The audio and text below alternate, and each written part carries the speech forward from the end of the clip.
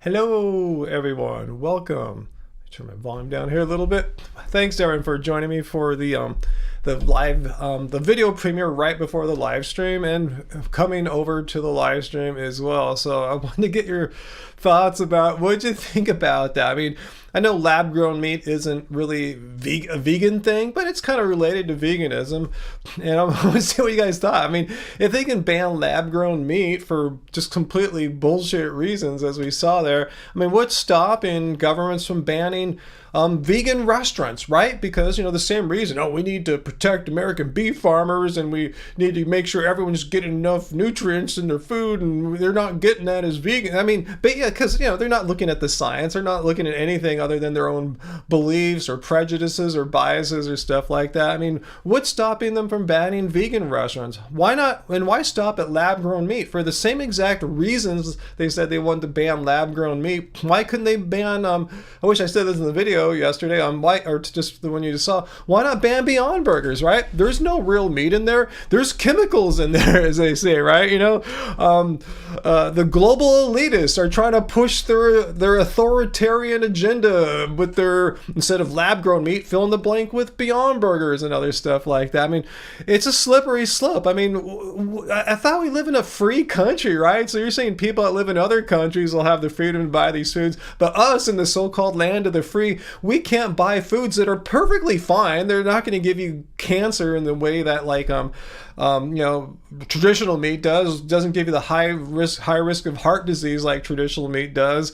There's no reason to ban them. There's no health risk or anything like that. People should have the free choice to buy a healthy or unhealthy food. Let's say Beyond Burgers killed you or something like that. They lowered your longevity by a couple years or something like that. It's like, still, people should have that choice. Like, people have the choice to buy like cigarettes. I'm not comparing Beyond Burgers to cigarettes or anything like that. I'm just saying, if those can exist, why can't healthy foods, like say plant-based foods, Beyond Burgers, Impossible Burgers, and even lab-grown meat for that matter? I'm not saying I want to eat that, but I mean, why should they get banned because of the prejudices and biases of people, not based on any science, just throwing out this Bill Gates, baloney, globalist, elitist agenda nonsense?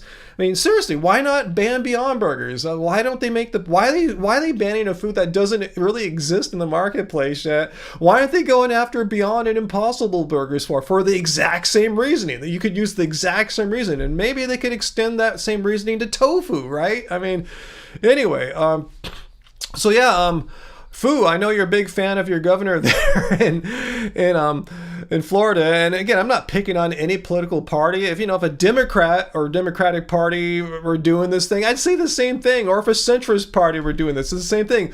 Bullshit is bullshit. Lies are lies.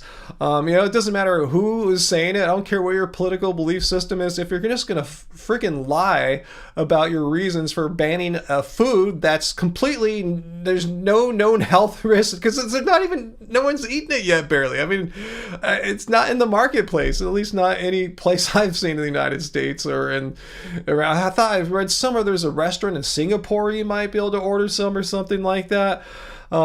So anyway, yeah, the elitists are the beef industry. You're totally right, Angie. They're the ones who have been around for decades, centuries. They have the political power, the political connections, the lobbying. They can buy Governor DeSantis and other politicians to do their bidding, yeah? And DeSantis probably loves it. Sounds like a culture war, thinking, yeah, fake meat and veganism, that's like a leftist thing. Yeah, if it's going to attack Disneyland and whatever, he might as well attack veganism or non-meat meats, plant-based meats or whatever.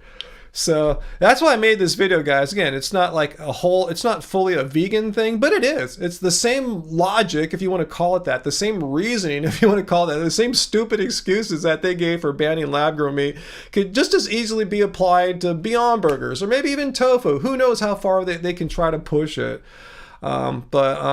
Yeah, again, this was not a political attack piece. This is me just showing the facts out there, stating Governor DeSantis's words verbatim, exactly what he said, not twisting them in any way other than the tone. I know my Ron DeSantis accent isn't quite spot on. It's a little off. It needs a little more work. So maybe I'll get there one day, Fu, and I'll sound just like him. But anyway, Yeah, this has nothing to do with politics. This has everything to do with, I think, what I cherish. I've talked about this a few times on the live streams.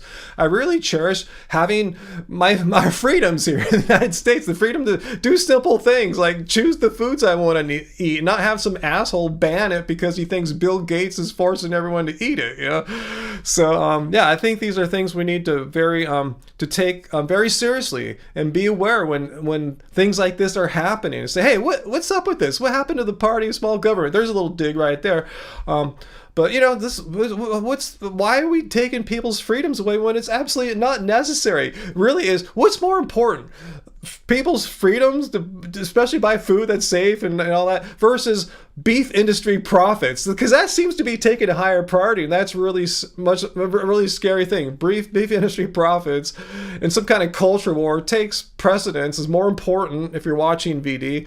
I mean, yeah, it's taking precedence over just basic simple freedoms to choose foods you eat, healthy, non-harmful foods. So anyway, so hello everyone.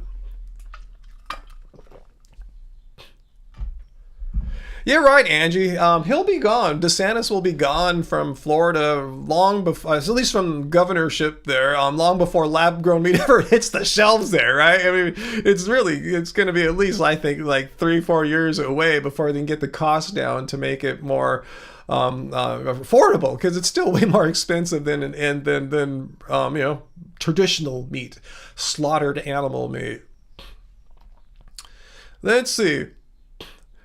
Angie might have saw that parody video of Lifting Vegan Logic. She seems to see more shorts and stuff that I do. And Peter, I haven't checked my vids in a few days. Like vids, I'm sorry, not vids. My inbox on Instagram. I know you sent me lots of suggestions there. So would you send me one there? That Paul Saladino, the carnivore MD, who is very, as I've showed before, very fact challenged. And well, that, you know, that's not a mean thing to say, right? You know. Anyway, Paul Saladino believes that oatmeal is really bad for you, and you should eat eggs instead for breakfast. Oh, great. That's an empirical claim. If oatmeal is truly bad for you, that's not just an opinion. I mean, it's an opinion, but it's an empirical claim, meaning if you're watching VD, empirical claims are claims about reality which can be fact-checked. You know, if I said George Schmargerar is the president of Costa Rica, that's an empirical claim. You can go check to see if George Schmargerar is the president of Costa Rica. I mean, and if oatmeal is indeed harmful for you, there should be some research showing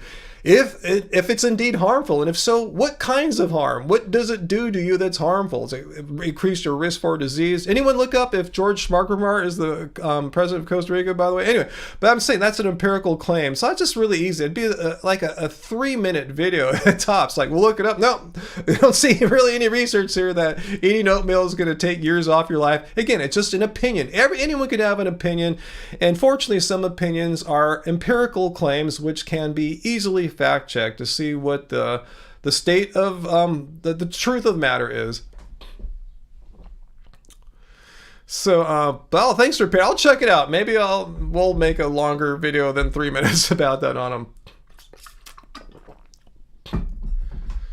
Oh, it's bad for you because it's full of glyphosate. Okay, well, is all oatmeal like soaked with Roundup or something like that? Maybe get an organic oatmeal then, or you know, and that's what they actually need to research. Is that if he might have a point if they found that the Roundup, the oatmeal that requires a lot of Roundup to make it has indeed been linked to like people having some health issues because of that, you know, but you know, that it doesn't follow from that all oatmeal is bad. There's such a thing as organic oatmeal and organic oat growing, which you can't use Roundup in the production of that. So anyway, yeah, and Angie was watching one right before this, I saw about maybe half an hour ago about Dr. Neil Bernard reacting to some guy saying plants are the cause of all disease. And I'm sure, I said, Angie, I bet you he got that from Saladino, right? So the guy we're just talking about right now, because I've heard him say plants are trying to kill you, literally. That was, I think, the title of his video. He said that plants are trying to kill you. Like, really, last time I checked, I haven't seen any plants that are class 1 or 2 carcinogens as determined by, say, the World Health Organization. Just like weird freaks that think they're health gurus going down to Costa Rica, taking their shirts off and yelling really loud, pretending like they're super like authoritative and important when they're really just giving their opinions. And maybe it's not even their opinions. Maybe they don't even really believe this crap that they say. They're just saying that so people will follow them and buy their super expensive supplements. C-Dog OST, still wearing glasses? I say, yep, been wearing glasses for decades. Do you have a point, C-Dog OST, about me wearing glasses? Why are you obsessed with me wearing glasses? Our meat eaters don't wear glasses. In fact, I just stopped by the optometrist today to get some what's that called? Just prescription sunglasses. I want to have some, like, like just for going out in the day, driving and all that. I think that'd be pretty helpful. So do you have a point? All the people there were not vegan. I wore this shirt there, and it started a couple conversations, and nope, none of the people helping me there were vegan, and they were wearing glasses. So if you have a point, C-Dog OST, about the connection between eyewear and being vegan, I'd love to hear it, because there is no connection.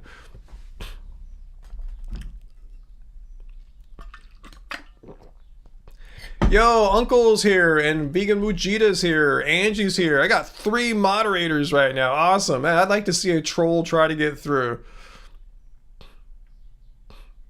Yeah, poor vision. Veganism debunked. But the optician that helped me today, picking out my new prescription sunglasses, he wore glasses too. And he wasn't vegan because he saw my shirt. He said, "Are you vegetarian?" I said, "No, I'm past that. I'm vegan." So meat eaters debunked too, right? So we're all debunked. Vegans are debunked because I wear glasses. Veganism debunked. Woohoo! And meat eating debunked too, because meat eaters wear glasses too. So we're all in the same boat. Everyone has to wear glasses. Everything's debunked. So much logic there. Thank you for playing.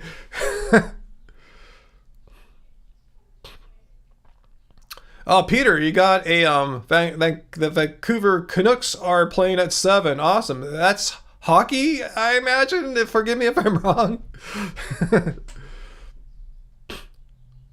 Okay, so Jessica is pointing out, yeah, some oatmeals might have glyphosate, or however you pronounce it, Roundup, like Quaker might, but not really Bob's Red Mill, which I imagine more organic. The best oatmeal ever is the super expensive Snoqualmie Falls Twin Peaks brand. I was actually, when I was in Washington State many years back, our friends who were staying in Seattle took us to Snoqualmie Falls for some reason. These glasses actually don't look that good on me. I think my other ones look better here, but I can't wear the other ones because for 2 reasons. These glasses I have on right now, and I've never really talked to you about why I have different pairs of glasses. These are my like computer glasses when I need to see something like, a foot and a half away from my eyes. These glasses are good because my other glasses, these here, which I wear to go out into the world, drive, and, it's too powerful. I can't really see the stuff all that well on here. It's actually kind of blurry. And I didn't pay the extra money to get the glare reduction. See how there's all these reflective lights on here? I figured, well, I don't film in these glasses. I filmed almost always in these glasses, and see how there's way less glare. So for these 2 reasons, you see me wear these glasses, but these are the ones I wear when I'm going out into the world or just walk around the house, and I put these ones on to when I'm on my computers, as I am right now, in front of all these little screens about, I don't know, foot and a half or 2 away, which is, they're just my computer glasses. I guess other people get bifocals for them, but, I just like to have my computer glasses when I'm sitting down working or on a computer, and then my other glasses for walking around. And when I'm just like using my iPhone and stuff, I don't need glasses. I see close up really, really, really well. So yeah, just no glasses in that case. So I'm always swapping them on, off, whatever. Does the glare bother me? No, it's just a glare. It's like a reflection thing. The glare question, pros not pills. The glare is just like for you guys, really. So when I'm filming, you don't see a bunch of glare. When I put these ones on, they're not really any glare. They're just reflecting the light. I'm not sure if it's called glare, whatever it is. I forgot what it is, but yeah, like this is what people use in Hollywood and stuff like that. People who film, who need to look good on camera without a bunch of reflection coming off their glasses. So this is what I got. Yeah, because I told you, this is what how I do live streams. So I did live streams like this. I could do it. I look a little cooler maybe, but I can't really see your stuff that well. I mean, I can see your comments, but they're a little blurry. I'd rather have them be nice and clear as they are right here. So you just learned a little something more about my weird life, the weird life of your cult leader here. And that was brought on from a troll's question about, I see you're still wearing glasses. Yeah, I didn't get some kind of divine intervention happen to me in the past several months. The hand of God came down from heaven and touched me and gave me perfect 20/20 vision, erased my astigmatism that I've had for decades, long before I went vegan. So anyway, Hollywood glasses. You know what I mean, AJ, when you watch a TV show, you don't see a bunch of glare like I showed you with my other glasses. There's a reason for that. People specifically get glasses. They pay the extra money to get that reflection glare thing from not happening. Not enough carrots. I've eaten a lot of carrots in my day. Fu Man Poo, really? I didn't know that. Do you really have a tattoo of a Gibson Les Paul? Wow, I actually have a Gibson Les Paul right here. One of my oldest guitars. Oldest meaning it's like of all the guitars I own, this is the one that's gone through the most time with me. I got it back in the 80s.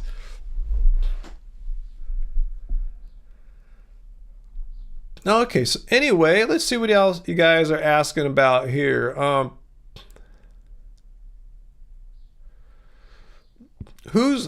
So Peter's telling me Hannah Binder is no longer vegan. Didn't know who's that? Did someone make a no longer vegan video, Peter? Is that what you're telling me? If so, I love those. Did this Hannah person make a no longer vegan video?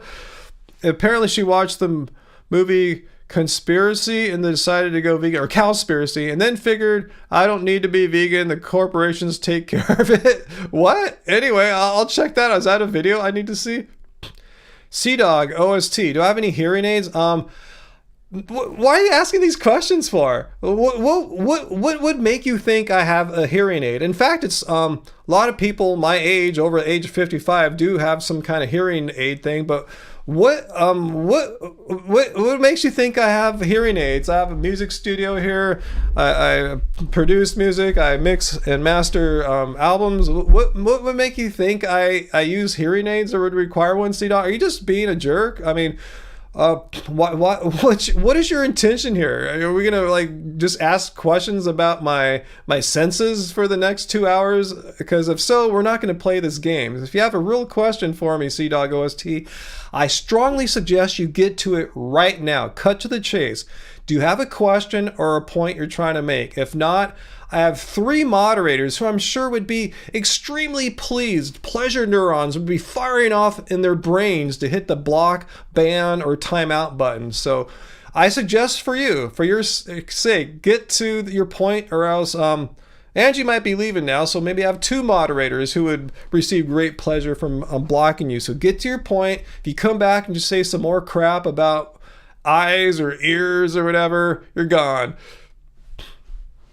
Yeah, Peter will happily time you. He takes pleasure. Peter is a man who takes pleasure in banning trolls and people who are here to just screw up our live stream.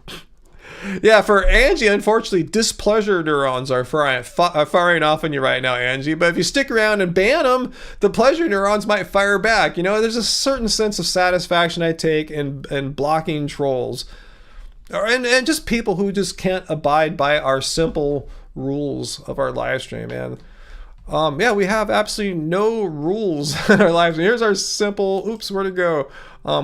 Here's the rules to abide by, basically. I'm not some kind of authoritarian fascist or anything like that. These are simple rules of being civil. If you violate these rules in your normal everyday life, like say at work or school, you'll probably get into some trouble. Maybe you get suspended, fired even, expelled, who knows? But yeah, just got to be civil. You don't do personal attacks here. We don't do that sort of stuff. Don't attack people for anything, their race, their age, sexism, anything like that. It's just this general. These are, again, general principles that will help you through life in general. Anyway, and actually, yeah, no spamming or trolling. And if you're here to debunk veganism, just state your case. Don't keep bringing up unrelated points. All right, so John Boy. John Boy, what are you saying? Do you have a point? What's all bullshit lies? Are you saying veganism? Do you have a point to make, John Boy? Again, I'm putting you on a very short leash. I will give you some respectful attention here, in the sense that if you want to try to make a case against veganism, tell us what is bullshit lies. Don't just say it. Be specific. Just don't make up a bunch of blabbering bull. Be specific. What is a bunch of BS lies? Tell me, like, we're listening. I'm going to just kind of pause the live stream right now for John Boy, all right? Do you want to make a point? Here, now's your time. If not, again, I have 2 or 3 moderators who will take great pleasure in timing you out. So you came here to tell us what's wrong with veganism. All right, Sea-Dog, I'm going to get the great pleasure of timing out this guy. All right, timed out for 24 hours. So we'll see you next Friday if you want to come back and ask about my various bodily parts and senses and stuff. So I got a little kick out of that. Yeah, John Boy, stop wasting our time. John Boy, the charges against Trump are complete bullshit. What does it have to do with anything on this live stream? This is not what we're here for. So I'll put you in timeout just for like 5 minutes, because you're distracting us from talking about what this live stream is. We're talking about veganism. This is not a live stream where we evaluate the 96 indictments that Trump has. That would take a long time. Even if we spent like 1 minute on each indictment, that would be an hour and a half. We don't have time for that. And this is not a political podcast or something like that. We're here to discuss veganism, and Trump being in court right now. As far as I know, that's not a vegan issue. If that's your hero and you love him, good for you. God bless you. Do what you want to do. This is about veganism, okay? Whatever you love politically is cool. You know, that's your thing. Yeah, the teeth caveat. You saw that, right? The guy was asking about my vision and my hearing. He was asking, how about your teeth? You must have a lot of caveats. Yep, I do have a lot of caveats. So I'm the one receiving my pleasure neurons are firing off banning these people. I'm sorry, Peter and Angie and Uncle, you couldn't receive the pleasure that I did from putting these guys in timeout. So anyway, I did it, and the last guy, the Trump guy, I just put him out for 5 minutes. The other guy I put out for 24 hours. But anyway, if the Trump guy comes back, Johnny Boy, and he doesn't talk about something related to what we're talking about, yeah, feel free to time him out for even longer. Just put him into timeout, because he wasted at least 5 minutes of our time. And how many of us? 60 of us here times 5. What is that, Dr. Bear? 60 times 5? That's a lot of minutes collectively. I should be able to do this. What is 60 times 5? So how many collective minutes? 300 minutes. Yeah, 300 minutes plus of our collective time wasted by John Boy. So I thought, 5 minute timeout is actually quite lenient. Hey, Graven Baby's here? I did not see you, Graven Babies. Hello.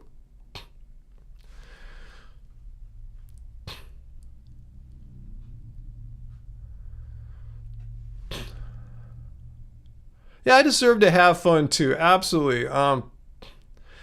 Parth, I'm aware there's some kind of online fight between Drake and Kendrick Lamar or something like that. I don't know. I don't care. I don't listen to those guys. If you guys like them, cool. I never listen to them, and a little bit I know, they both seem extremely narcissistic, and that's probably what's going on. Some kind of narcissistic battle or something like that. Let them do that in public. You guys can take pleasure in that. Not me. I've got other things I'm dealing with right now.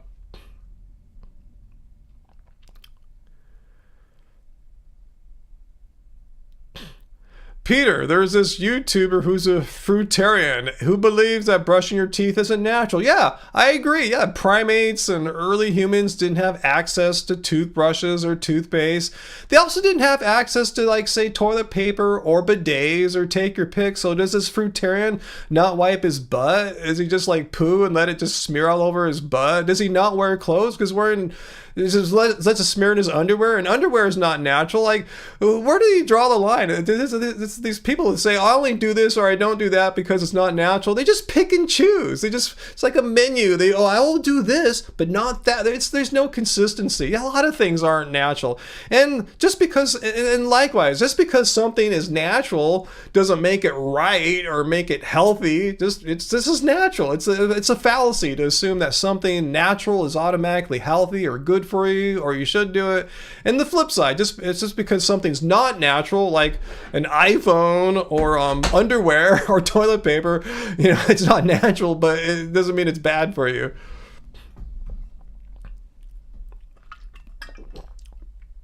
Yeah, Allison, has this person that studied he's an anthropologist, he's not aware that there are people throughout history, throughout the world who use, things from plants to get into their teeth and clean them, so it's not totally unheard of or unnatural for non-civilized people to actually put things in their mouth to help their oral hygiene.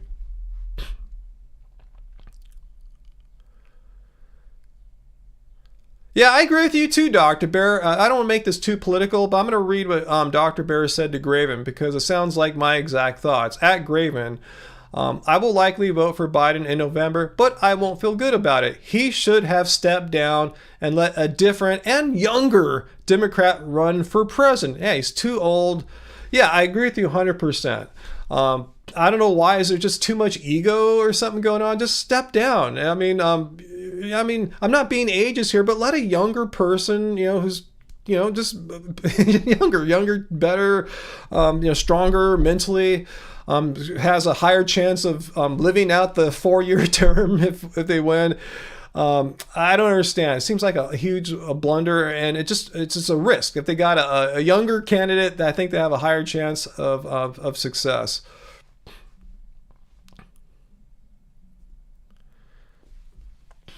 Let's see. Would you find, Uncle, the recent story about an orangutan that uses plants and chewed them to put on a wound under his eye to heal it? Wow. No, I didn't see that, but that didn't surprise me a bit. Yeah, I've seen all sorts of what we kind of consider like human, like cleverness in primates, because we're primates too.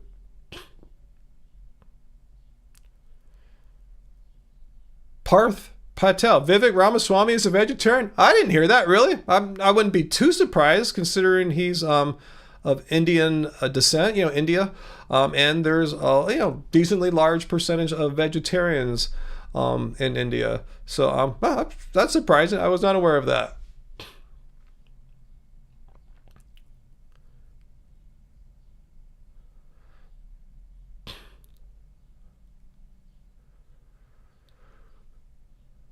But Hutchie, I'm with you. This whole two-party system sucks. It just shows you how horribly flawed this two-party system is. I mean, I'm going to diss both candidates. I mean, this is the best that either party can do. Joe Biden from the Democrats and Donald Trump from the Republicans. That's the best we can get out there. All the humans live in the United States are eligible to be president, and that's the best that either party could do. That speaks volumes as to how this two-party system doesn't necessarily produce the most top quality candidates every election cycle.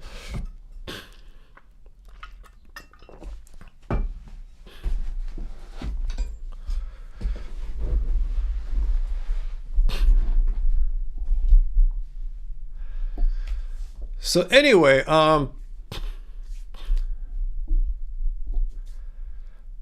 MZR, America is lost in corporate greed thanks to Democrats. Yeah, Republicans have nothing to do with corporate greed. Anytime you see greedy corporate behavior that has everything to do with one of the two parties, that's just complete nonsense. Anyone want to time them out for that?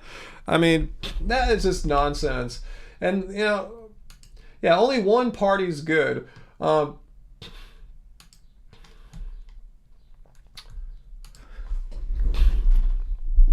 That's just complete bullshit. No, only one party is responsible for corporate greed. I mean, where's your evidence for that? Seriously, I just put you in timeout, not to punish you. I want you to go and show me your evidence, because you're stating this again like it's some kind of fact, and it's an empirical claim. If you can show me, just bring me. I know you can't paste a link down there, but TMZR, whatever your name is, come back and at least paste the title, and I'll Google it. I'll look at it. I want to see your proof that only one party is responsible for corporate greed in America, and it's the Democrats. They both are. They're both equally guilty, is what I'm saying. And to say it's only one party, and if just Republicans existed and there are no Democrats, there'd be no corporate greed. It'd be like this perfect utopia. Anyway, I don't want to make this a political based chat, but I am interested to see if you have any evidence about that. So again, please come back. You have 4 minutes. Show me your evidence to support that bold claim. Yeah, Peter, I'm with you. All parties in Canada, as you're saying, are corporate greed, and so are our 2 major parties here in the United States.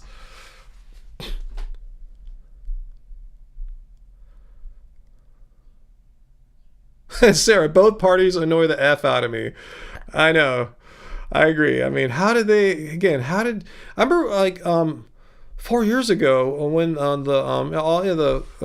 the Democrats were trying to find who's going to be their candidate to run against Trump, Biden was the last. Seriously, he was like one of the last people, if not the last person I wanted. There's so many people I thought were way better than him, and it just I don't know that felt like that. I don't even think that if they took a popular vote amongst Democrats, he would have been their choice. But somehow within the powers that run the party, they pulled him out.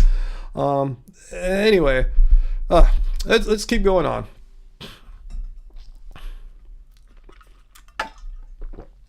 So Peter's saying the British Columbia government here in Canada just spent $25 million to prop up the dairy industry. Nice. So they were all Democrats, right? According to that one guy I timed out.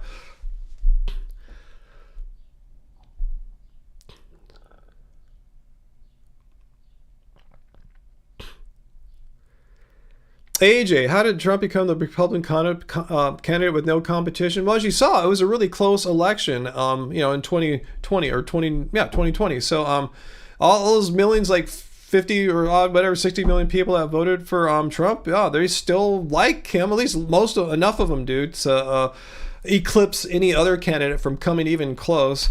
So that's what's happening there. I don't think that's a big surprise that he's so popular still. I mean, some people probably got turned off by like January 6th and stuff like that, but not huge enough to like make room for another candidate to step up. But the Republicans didn't really put anyone, I don't think, that really seemed to challenge, to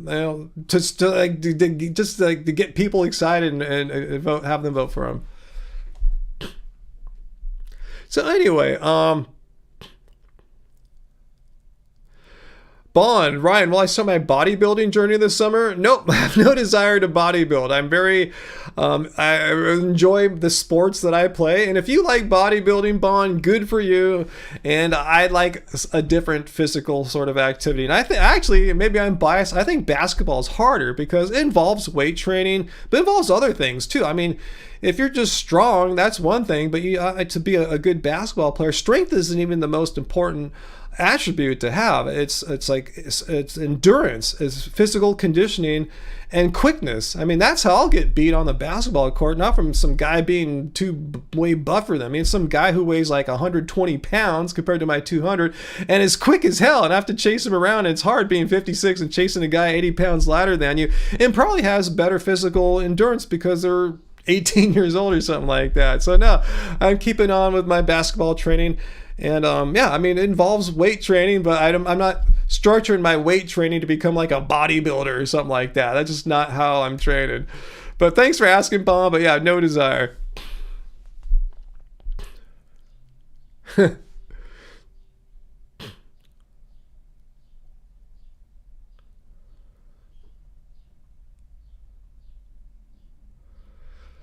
So, but I would never win Mr. Olympia even when I started because I don't just have the genetics to I don't just put on muscle rapidly. I've seen other friends of mine, who doing the same kind of training. You can see it quicker and more than them. I don't think it has anything to do with being vegan because, I remember this from going to the gym with them back before I went vegan, just genetics. Milo, yeah, I've heard some strong solar activity in the works right now. Ooh, Angie brought me a little something. Yeah, some chocolate almond. Ooh, thank you, my sweet wife. Thank you. Some chocolate milk?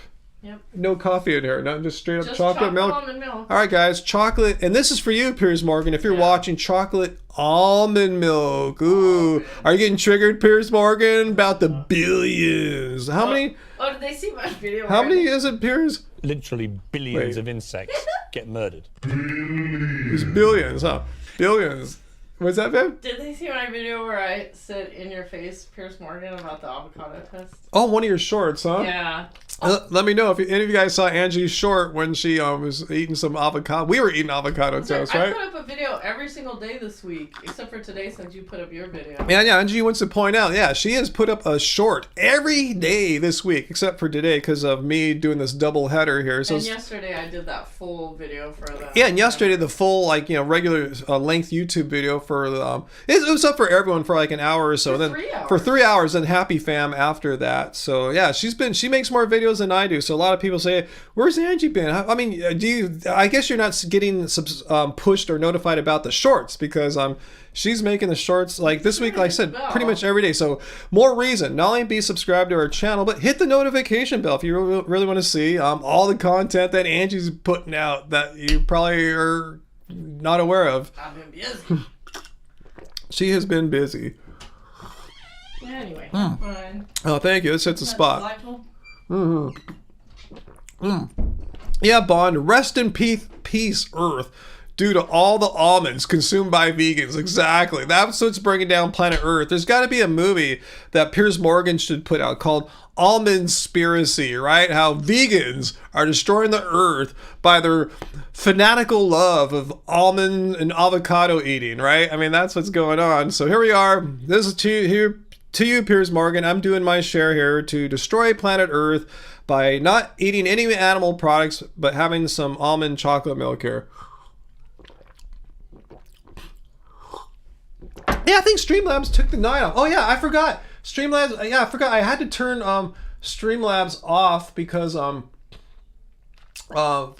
video premiere right before, but because your cult leader is stupid and vegan, that's why I'm stupid, because I'm vegan, I forgot to turn Streamlabs back on. So I just clicked it. Thank you. I knew something was missing tonight, and our Cloudbot is back and alive. So I'm not sure when he or it will make its first post, but it will happen shortly.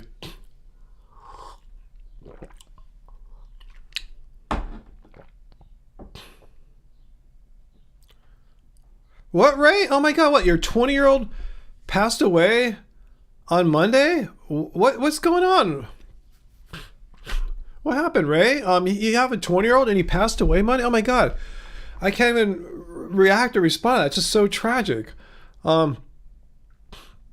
We keep trying to post about something and it won't go through. Oh. Okay, I just turned it on. Oh, I'm so sorry to hear about that. Oh man. I thought I saw you. Was it you earlier? Someone was saying that they were trying to post something and they had trouble. So I guess it's me having the Cloudbot off. So my bad. I'm so sorry to hear that, Ray. Well, if you want to share what happened, feel free. You're in a safe place here. If any troll comes and says something, I'm just gonna ban them instantly. So, if you want to say anything, share anything with us, Ray, feel absolutely free to.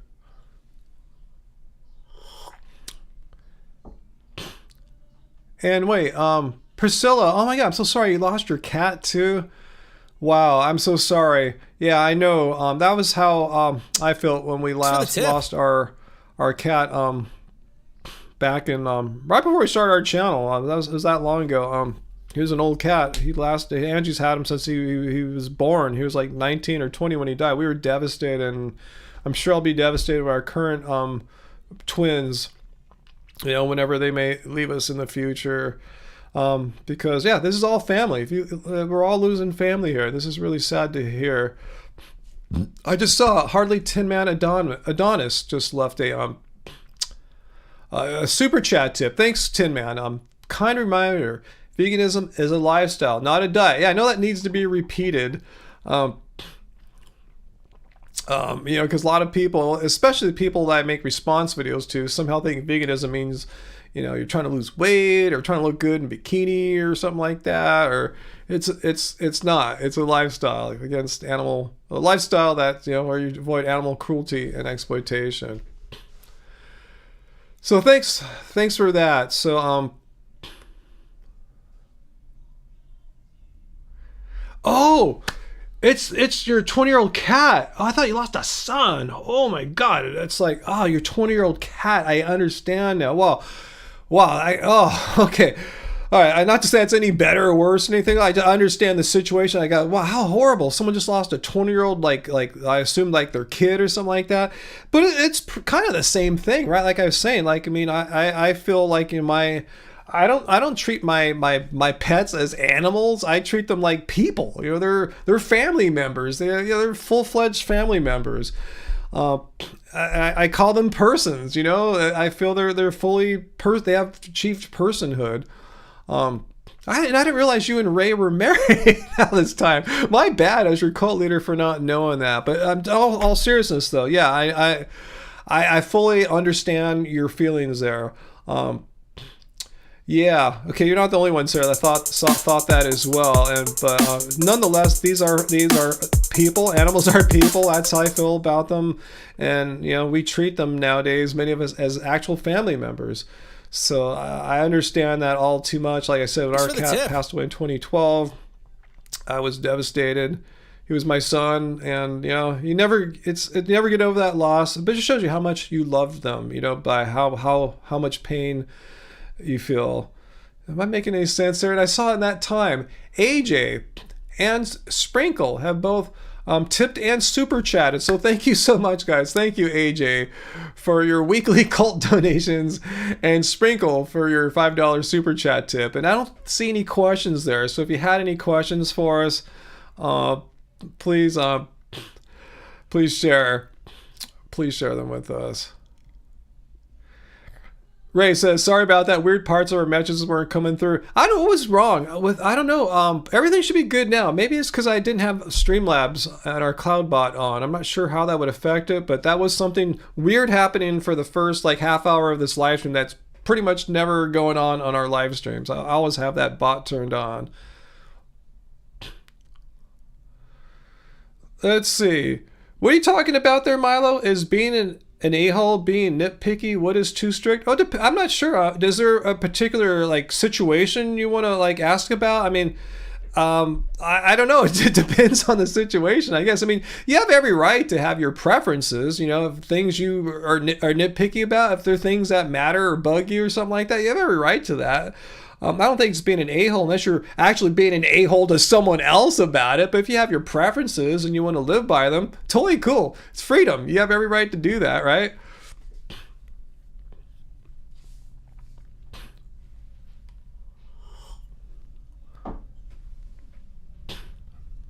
Peter, no, I didn't hear about that. This family that fed their baby for 6 months, nothing but meat. How did that go? How'd you hear about that? Because you always hear about, oh, did you hear about that family that fed their baby nothing but vegan stuff for a year and they died or whatever? So what happened to the 6-month carnivore baby, Peter? Sure, I didn't hear that one. Uncle, these are common sense rules.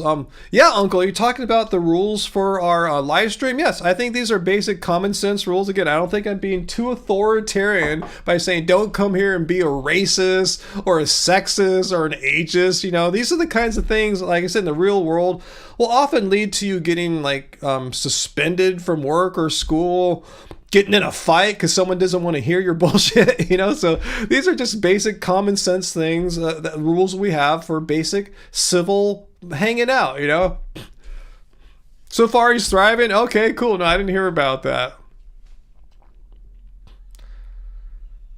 Oh, Heidi, you missed your pug that passed last summer, age 14, every day. I have his cardigan sweater hanging near your bed. Oh, so sorry to hear that.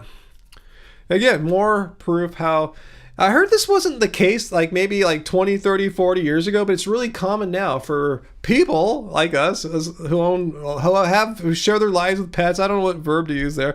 You know, treat their pets not as animals, but as people. You know, so I thought I was weird for doing that, but I was reading some something in the news not that long ago. No, it's really common now for some reason. Our pets are our families. I mean, truly, true family members. Did that baby ever take a dunk, Peter? Precious, I bet, Heidi. Yeah, we used to call our last cat Precious as well. That was part of his name that we added to it. Oh, Sarah, see, that's really telling, huh? When you broke up with an old boyfriend, you missed his dog more than you missed the old boyfriend. See? Animals are just so cool. I don't know how to put it. I just love animals, you know? I guess that's part of why I'm vegan, you know? I love animals. Animals are just, they're cool. They're like better than people. You know what I'm saying? They're just, they're not, they're not, what's the word I'm looking for? They haven't been corrupted by people and society and all the zaniness that infects humans. They're just pure souls, you know. They're just happy, and they're, you know, I mean, a human can corrupt them. If you have a bad human, yeah, you can train a dog to kill people and stuff like that, barring odd situations, outlier situations like that, you know. Animals are like, they're just so pure and innocent.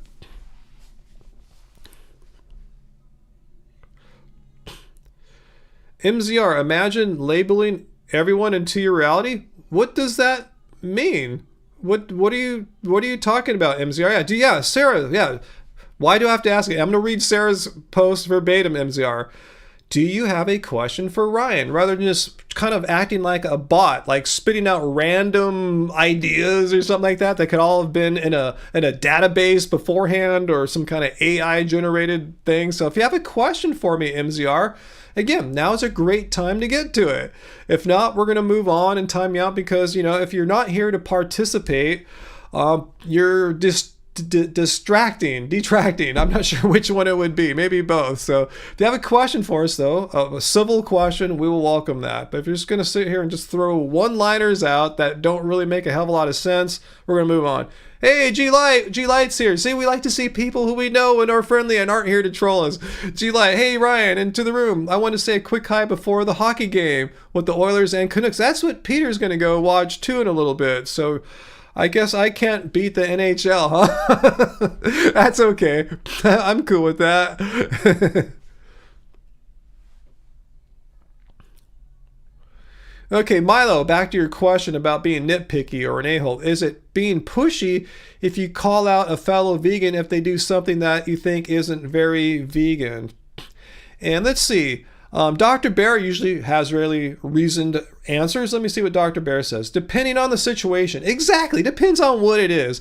It might be better to take a call in rather than call out approach, but not necessarily.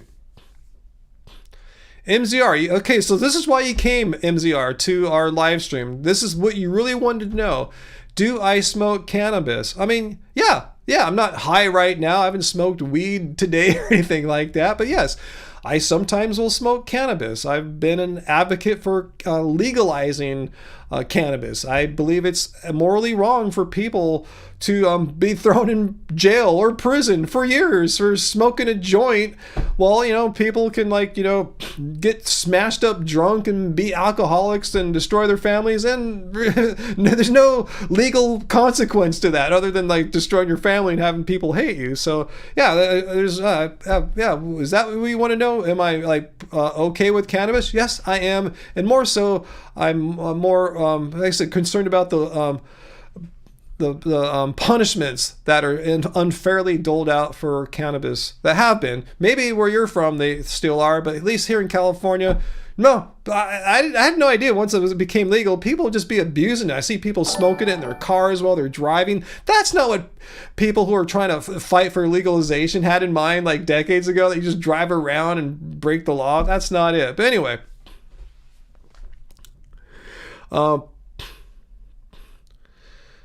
Hardly Tin Man Adonis. I'm not sure who you're responding to there. And McDonald's drive-thru full of gym buffs. Like, yeah, who are you responding to? But I know what you're talking about. I understand that kind of sentiment. Yeah.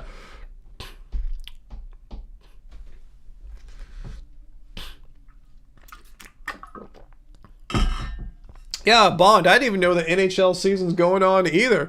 But I remember when I used to go to when I went to some NBA playoffs games years back. Like I remember one year it was here in LA. The LA Lakers, the Los Angeles Clippers, and the Los Angeles Kings were all in the playoffs at the same time. And that's when I realized the playoffs for hockey and basketball are on kind of the same sort of schedule. So yeah.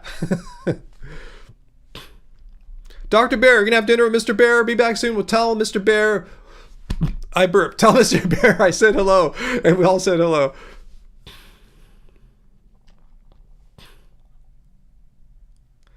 Oh, is this Teacher Appreciation Week, Dr. Bear? As Valerie says, happy Teacher Appreciation Week to all the teachers. Woo!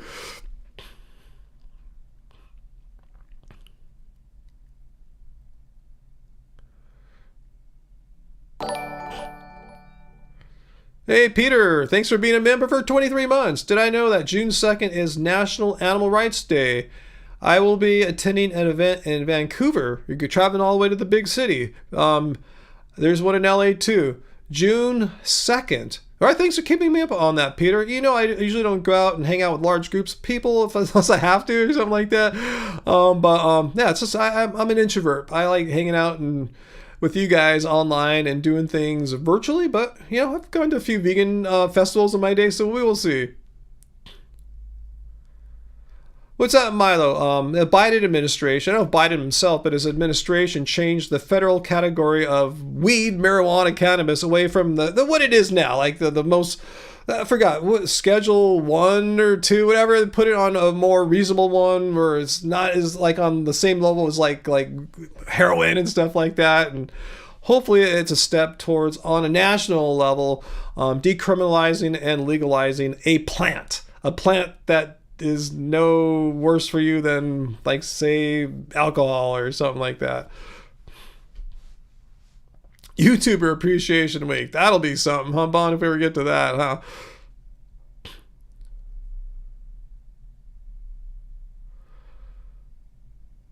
Okay, thanks, Josh. From Schedule 1, marijuana, cannabis, whatever you want to call it, changed from Schedule 1, which is like the worst schedule a drug could be on, to Schedule 3. Much better. I can't believe it finally happened, you know?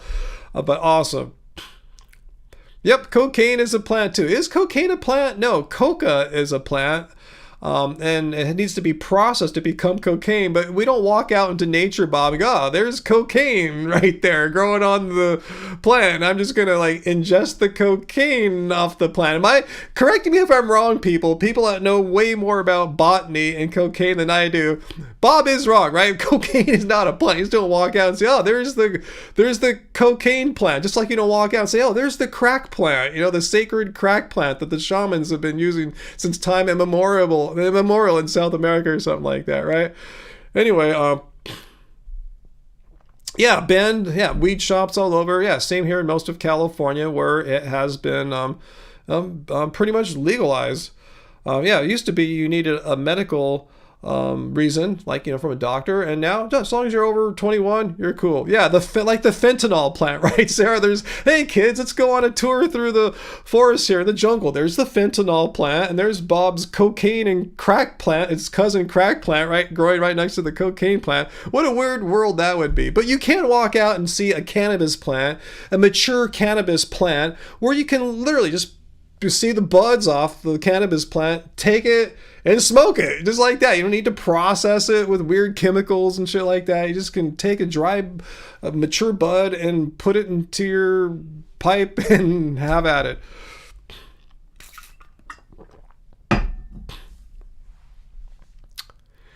And others, yeah, hemp too, 100% eco-friendly. There's so much more to the plant than getting high. Exactly.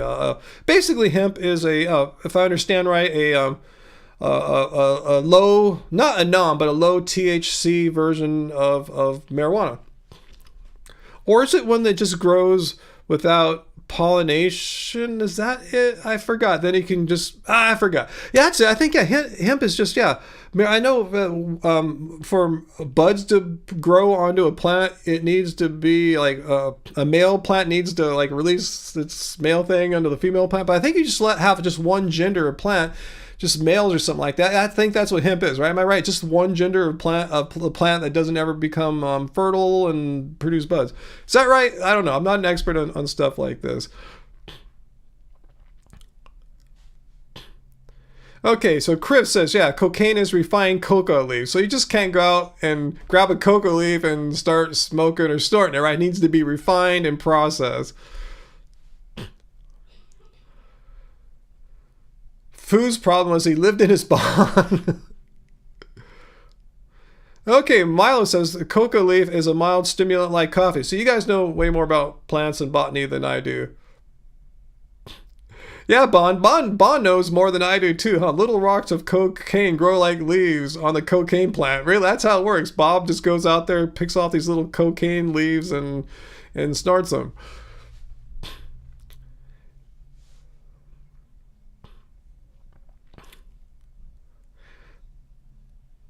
So anyway, thanks guys for sharing all your weed cultivization knowledge there with us. If you guys ever wondered, it's all down there. Thanks for sharing that. I think I had it sort of right, but yeah, that's kind of it.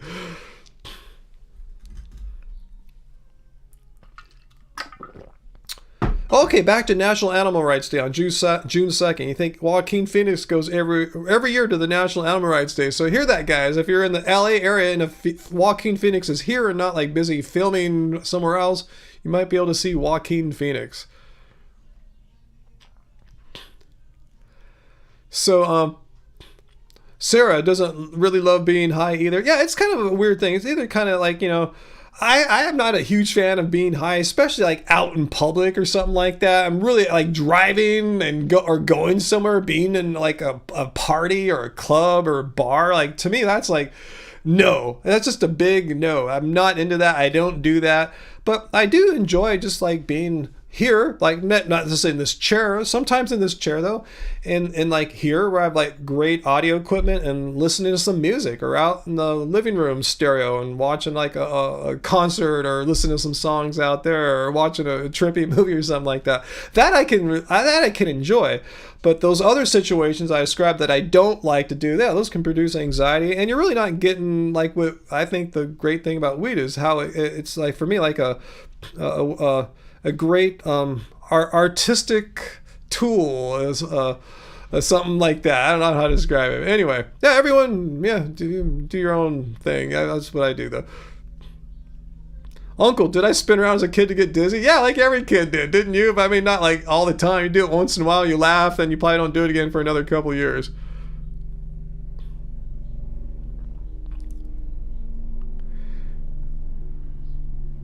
Yeah, Bond, the opinions and comments expressed in the chat do not necessarily represent the Happy Healthy Vegan channel. Thanks for stating that for us there. And Bondi, y'all, I only got 40 grams of protein for my tofu scramble with hummus on toast. Am I going to have to get glasses too? Yes, that's not enough. Just the fact that you're not eating meat, according to that one guy, yeah, you're going to have to get glasses. That's why I got glasses, even though I went... I got glasses like decades before I went vegan, but it doesn't matter. Facts like that, a real timeline like that doesn't matter to people like that. All they see is their hate. Fu, we know you hate your evil job, Fu. I'm sorry that you hate your evil job. I keep hoping you'll find something better. At least something you don't hate as much and don't have to deal with so many a-holes. AG, you have no interest in pot of any kind ever. That's totally cool, yeah. I mean, that's totally fine. Yeah, it's not for everyone. I tell you, if I wasn't a musician, I probably wouldn't really ever smoke it. I really just enjoy what it does as far as my my ability to hear more deeply into a song, into its mix, into its production. I'm not to say it's impossible, but even a song I've heard like say a dozen times, when you hear it on weed the first time and you're doing some critical listening, you'll notice things that you didn't even notice the previous listening. So for me, it's like a really Revealing tool. I think it's helped me miserably as a music producer. But yeah, if that's not your thing, yeah. But I've seen visual artists that say similar analogous things to their their art form. So I think it's an artistic tool. Is it necessary? Absolutely not. Totally not. I'm sure there's great music producers that probably never smoked weed in their lives. So yeah, I'm just saying it can just be another tool to use. But yeah, I'm not saying everyone do it or anything like that. I'm just speaking about me openly here. Bond is right. Glasses were created for vegans. AJ, you always felt weird in high school when your friends were smoking pot and you weren't? Wow, I didn't smoke weed in high school, and I'm glad I didn't have friends that were smoking weed in high school. Sorry that happened to you there. Yeah, it's not a good time to be smoking weed. You should be there for learning. And weed is not great for learning unless you're high all the time. There's this concept of state-dependent learning, which says that if the state that you learn things is the best state you'll recall things. So if you're learning things while you're sober, you'll recall them better sober. And if you're learning things while you're high, you'll recall them better when you're high. But when you're sober, it might not translate as well. And brains are still growing in high school. You know, they say the human brain is still developing till age 20-ish something or another. So definitely high school is not the time to be smoking a lot of weed. But yeah, I didn't smoke weed in high school. And if any of you guys watching high school, not a doctor or anything, but there's a lot of science says you shouldn't do it. So I'm going to tell you, don't do it. Yeah, Peter, you told us last week about this new bird flu chicken virus, and it's killed about half the people, which is a frightening percentage. And let's just all hope and pray that doesn't become the next pandemic, because with that kind of kill rate, human race would be effed. True, Ryan. Thank you, G.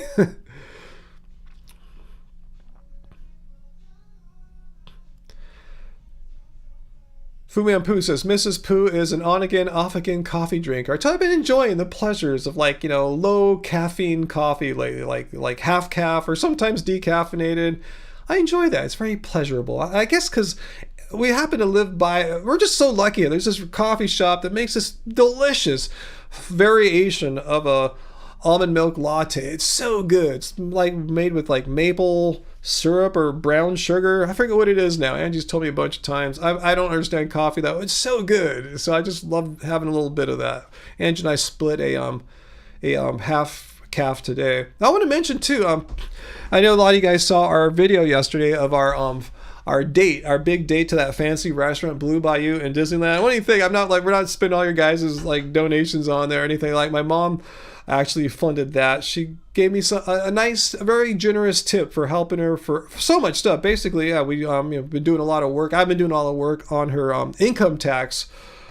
Everything involving with that, communicating with her accountants, getting paperwork dealt with. And she just gave me a little bonus recently. So Angie and I said, let's go out and have a nice date at Blue Bayou. Even though I did book it 2 months ago. I wasn't sure how I was going to pay for it, but when it all came together, yeah, my mom funded the Disneyland trip. I don't drink soy lattes. It's the whole stupid thing about that. California. Oh, I'm Ryan. I'm a vegan. I drink California soy latte. What's wrong with... How come she's shamed? Since when is it cool to shame someone from being from the state that they're born in? I mean, is that a dick move? I mean...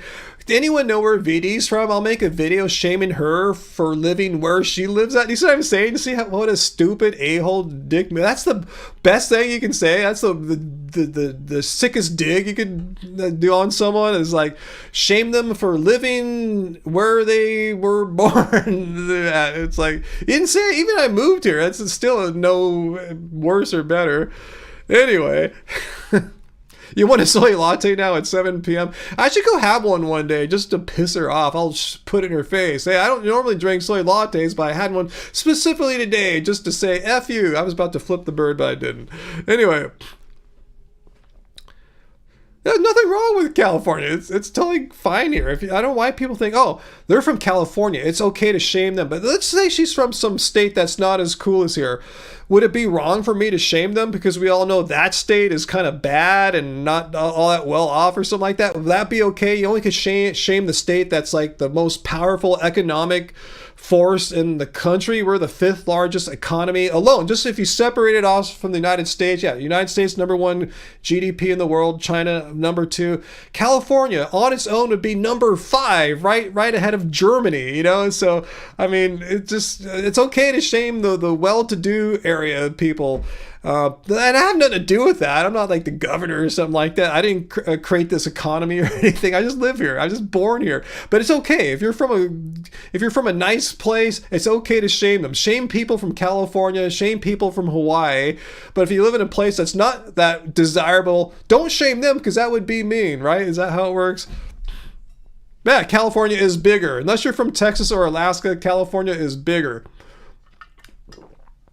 Yeah, Sarah, a lot of California bashing. Yeah, would that be cool if I started a whole Oregon hate channel or Oregon? Should I make a YouTube or a social media where I bag on Oregon or Bend, Oregon for that matter? See how lame that is? Like, Oregon's fine. Like, why bag on? It's like saying all of California's bad or everyone from California, we're all the same. It's like saying all you vegans. No, there's nothing that's true about all you vegans other than we're against animal cruelty and exploitation. There's nothing true. It's not like all you vegans are leftists or rightists or you're all Christians or you're all atheists or nothing. We're a diverse group of people. You're all rich, you're all poor, you're all middle class, you're all everything.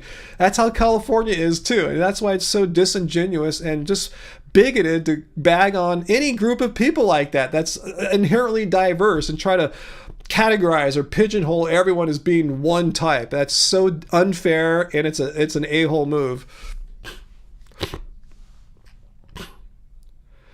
That's rich. Milo Duran Rider hates stimulants, says it makes you irritable as a gateway to Ritalin. He's the one that was doing like drugs, right? Like performance enhancing drugs. I forgot which ones he was doing, and that made him irritable. But yeah, drinking coffee makes you irritable. But the guy that was doing or whatever he was doing, what was it?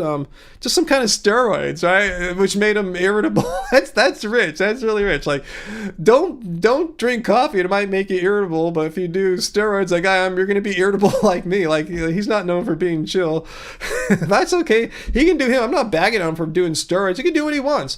He lives in Australia, free country. I guess it's his right to like take steroids. I guess, is it legal there? I don't know. I don't really care what he does as far as steroids. That's what he wants to do. If it feels like he needs that to be an athlete, whatever, good for him. Awesome. Yeah, I agree with you, Hutchie. For California's amazing. It's a great place to live. Sarah, you enjoyed your 40 years in California. It'll always be home, but it was time to escape. Sounds like a good move for you, but yeah, it's not a bad place. But yeah, it sounds like you're in a wonderful place right now. But you know where I want to head to? Somewhere next in California, probably. I'm not going to diss Canada, Jesse. Are you kidding? Not at all. Canada sounds like an amazing, wonderful place. I've never been there. I've always wanted to travel to Canada. I remember when I was in like elementary school, I would go to the automobile club with my parents, and you get free maps when you're a AAA member, the Auto Club of America. I would get free maps, so I'd go there and get maps of everywhere, all across I think all states eventually. I got Canada. I've always been fascinated by the maps of Canada. I said, I want to go here. I want to go to Quebec. I want to go to British Columbia, all these places, and Montreal. I've never been to any of them. Hutchie, where do you live at? You have 17 years cicadas, which, if you guys don't know, it's a little bug, but they're loud as hell. They can be like 100 decibels each, and there's usually hundreds, if not thousands of them out there. It's crazy. It's weird. Is it bugging you?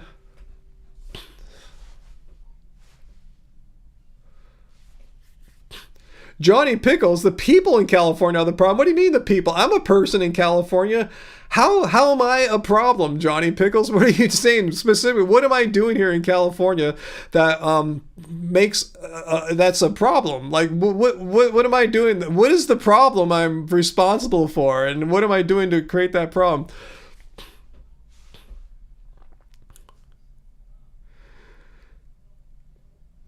Let's see, Aaron Kinney. I don't remember you, Aaron Kinney. You're actually a member of the Yurok tribe, which is a Northern California tribe in the Redwoods along the Klamath River. That sounds amazing. That's an amazing part of the world. In fact, one of our guys here, Fu Manpu, he went to school not too far from that area. He went, school in Humboldt State. But yeah, that sounds like a beautiful area. California's amazing. There's so much diversity in California. Diversity in geography, demographics. Where I live right here is one of the most ethnically diverse places in the world, right here. I mean, it's just, California's a lovely place. Let's see. Yeah, about Durin Rider being irritable. Yeah, Durin Rider does testosterone, which gives him roid rage, as his old girlfriend freely said.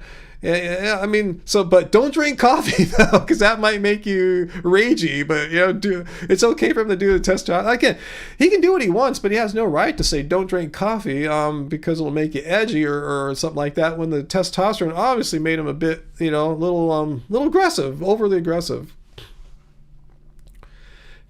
Jen Marie, yeah, I think some of it could be a jealousy thing, huh? Again, I don't brag about being from here. It's just where I live. It's just where fate has put me. My parents were born here, and they didn't move away, at least not for long. They moved around the country a little bit, but this is where I was born, and this is where I'm at still. It'd be a different story if I, had different circumstances.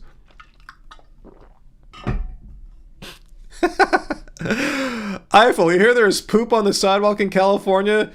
Is it that people can't find the bathroom? No, Ron DeSantis' poop map was just complete nonsense. I mean, it's anyone could submit that they found poop. You could be from another state or country and say, I found poop here. And yeah, I see poop when I'm walking around the streets. It's dog poop. So I can't remember the last time I saw human poop. It's dog poop. Like 99% of the time when you see poop here, it's dog poop. And that's not the responsibility of like homelessness or something like that. It's the responsibility of people who are housed, people who have homes or apartments, who are irresponsible pet owners who don't bring a bag to clean up their dog's poop. You see all these neighbors putting signs out, hey, pick up after your dog, or, my lawn is not your poop box or whatever. And people just I think people get offended, dog owners, these irresponsible dog owners get offended and make sure their dogs poop right next to these signs to make a point. Like, it's a human problem. It's people being a-holes. That's not homelessness or a California thing. I'm sure every one of you guys, where you live at, you probably have irresponsible dog owners,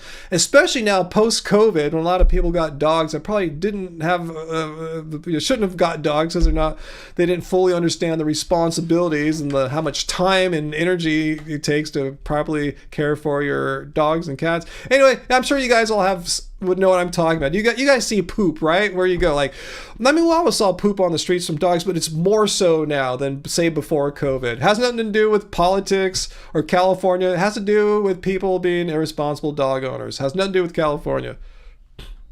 Yeah, Fu Man Poo, yeah, you're right. Humboldt State now has a different name. It's like some kind of Cal Poly or something like that. Yeah, anyway, yeah, I gotta see what's up with that.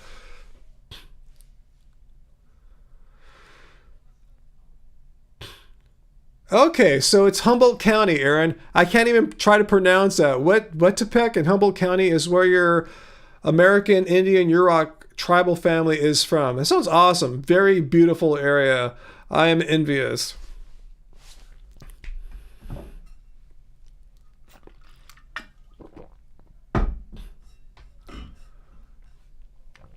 No, it's that Sarah, a friend of yours, is selling his 2 houses and Madeira Beach, Florida, and heading to the Pacific Northwest. Awesome.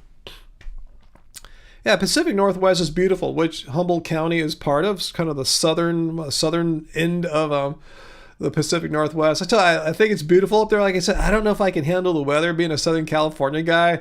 I'm just kind of afraid of all the extra rain and cloudy days, which we've had here the past couple years, past couple winters. I'm so used to drought weather, and this past couple winters have kind of like broke me a little bit.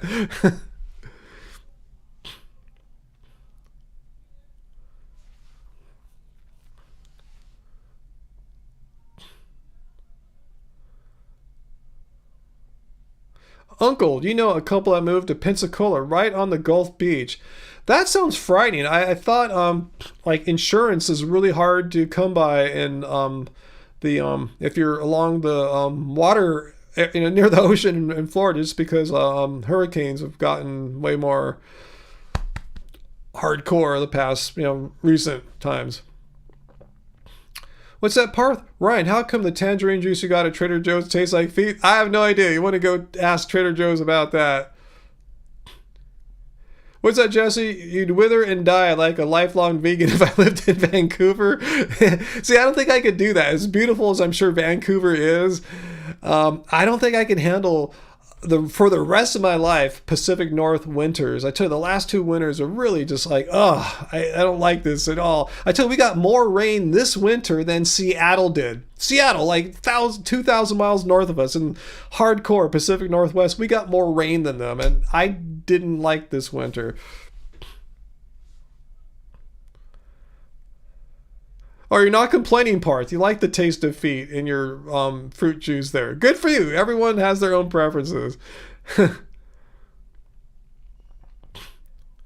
Yeah, Sarah, I'm with you too. As much as I like sun, I kind of like dynamic weather in the sense that here in Southern California, at least, there's this great dynamic. It happens in other places too, where it'll be overcast in the mornings. It happens all over the California coast, actually. Southern, central, northern California will be overcast in the morning. Then the sun comes up and heats things up, burns off the overcast, and you have nice sunny afternoons. So it's like the best of all worlds, the best of both worlds. You get both. You get the beautiful cloudy mornings. They're calm and peaceful and gorgeous gray. Then the sun comes up and it gets all sunny, and you feel the sun on your skin, and it makes you smile and feel happy and warm, and I like that. I like that California pattern. It's so perfect. Let's see. Live mercifully. You're spoiled by California weather too. You could never live in a cold place or a rainy place too. A super rainy place like the Pacific Northwest. That's what I was thinking, man, if I live in like the Big Island, Hawaii, especially on the windward side, man, it makes Seattle look lame as far as how much rain. They get like 3 times what Seattle gets, But it's different. It's not like, it's like a little bit every day. Yeah, there's some storms that last longer. Milo would know more about this, right? But I was going, that could be a hard adjustment for me coming from a very like droughty area. That's why I thought the Kona side, the drier side, would be a little more compatible for a guy like me.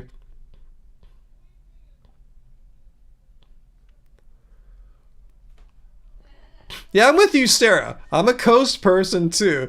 Beach is one aspect of the coastline. Yeah, I live near the coast. I love it. Most of our, as you see, our vacations and getaways, our vlogs, there's usually, at least in the past, not Disneyland, but they've been coast things. We're very coastal people.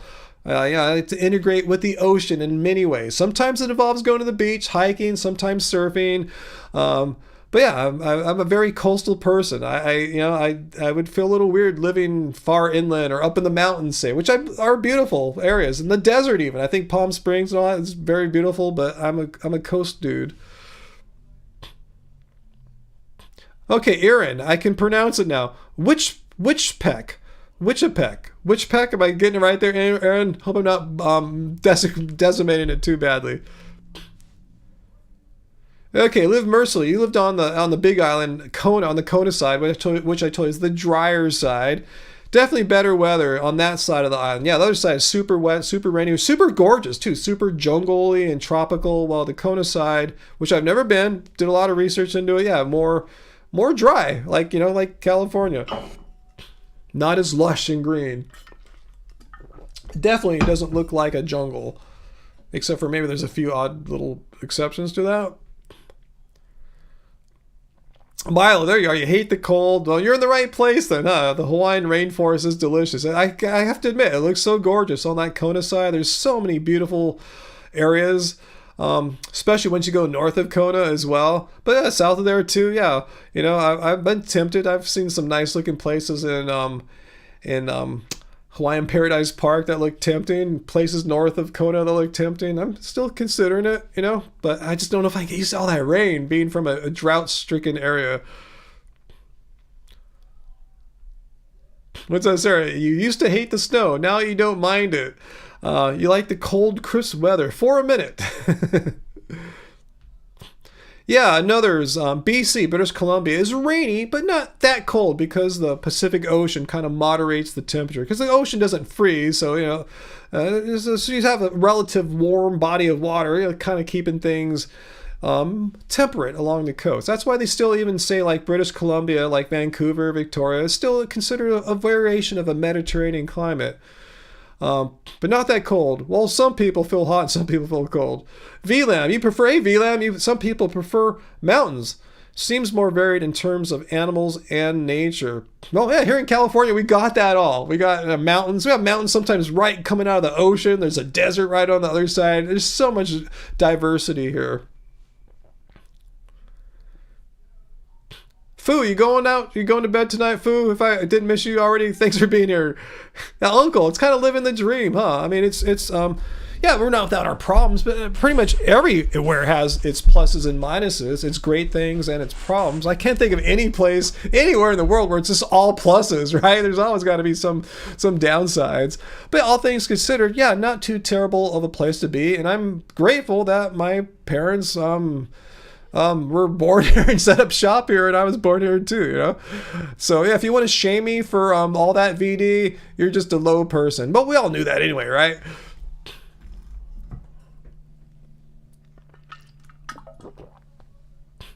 Aaron, and not to make me or anybody too envious, but not only are you witch peck Native American, you're also I lost your post here. You're also part Hawaiian Polynesian. Wow, I am super jealous.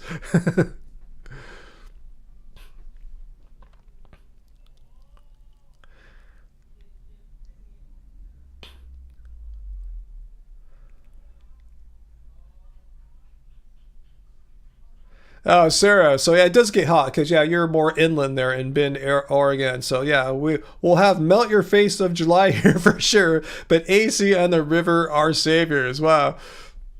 Jared moving to San Diego County next month. Beautiful. Yeah, San Diego, gorgeous place. I mean, not if we moved to the city, but to the county. And there's some like a lot of San Diego County is beautiful. I mean. All the way from like it's actually the border of San Diego County is not terribly far from us here. It's it's like basically San Clemente, right? It's from there all the way to the Mexican border. There's a lot of nice areas in there, and inland too. There's nice places.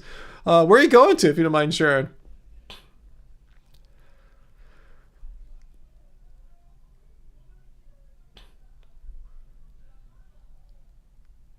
That would be cool if we could share pictures and stuff. But, Jesse, unfortunately, that would get abused. Someone's going to show some porn or someone's going to show a piece of meat, unfortunately.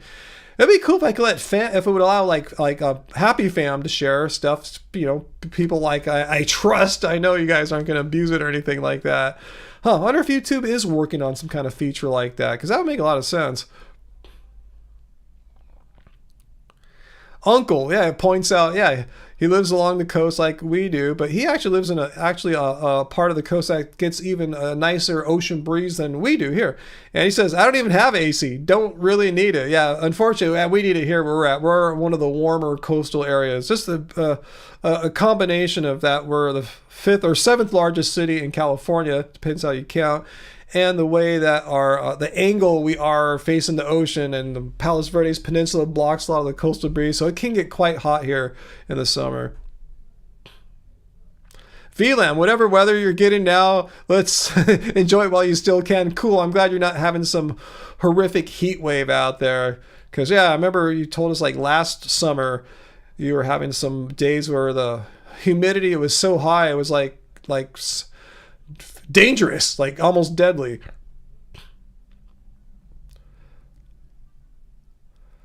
Let's see, Sarah, first house with AC, garage, and walk-in closet. You feel so lucky. That's what you got now? Awesome. Yeah, that's a great setup to have. Yeah, I got that. AC, garage. Don't really have a walk-in closet, though.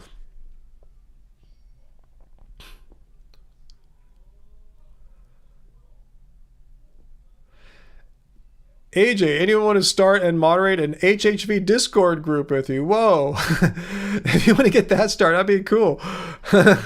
I'm not sure how much that would entail, what kind of work that would be, but I like the idea. I mean, we did try, I did have a Discord account. I just didn't really have much experience with Discord. I wasn't sure what to do with it or anything. A lot of the functionality on it to me seems kind of like hidden or esoteric. I didn't fully grasp it.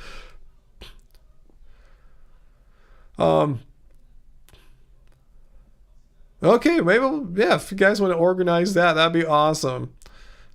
What would happen on it?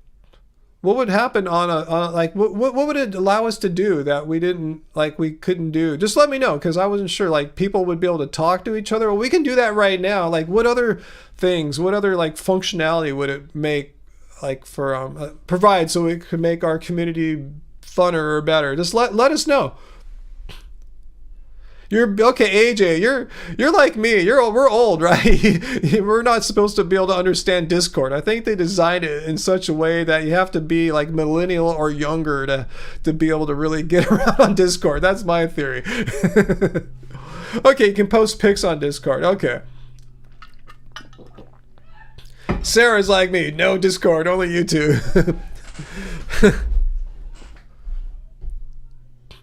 Okay, another Discord, you can chat, post links, pictures, and recipes. Okay, yeah, they allow more, media to be like exposed or transferred or shown. I get it.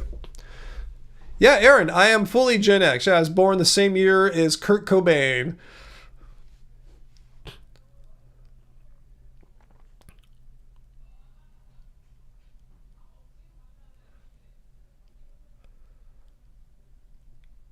Okay, V, about your weather there in Hong Kong. You're lucky when it comes to temperatures. Humidity is and always will be high. That's just part of like just how it is there in that latitude, right?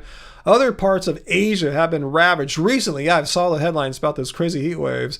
I can't imagine what life is like in India now. Is India getting hit by heat waves too? I just remember reading about the Southeast Asia heat waves. Has that heat moved over to India now? AJ, yeah, I too. I feel like a veritable fossil on Discord. I don't think we're supposed to be on it, AJ. I tell you, we're too old, like millennial or younger, right? I mean, I'm sure there's a few Gen Xers and boomers that get around on it, but yeah, they're in the minority. AJ is ageless.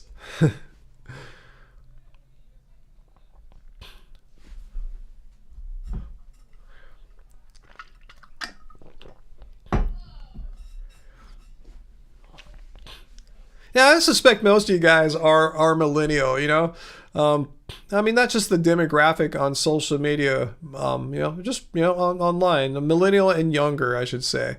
Yeah, people like me and Sarah and Uncle and AJ, Gen X and up. Yeah, we're a smaller demographic, and we all have trouble, it seems, with Discord. 40s Gen X. It can be. I think Gen X starts in 1965 and goes to about 1980-ish. I could be off plus or minus a year in that, but something like that. Someone could Google that if you want.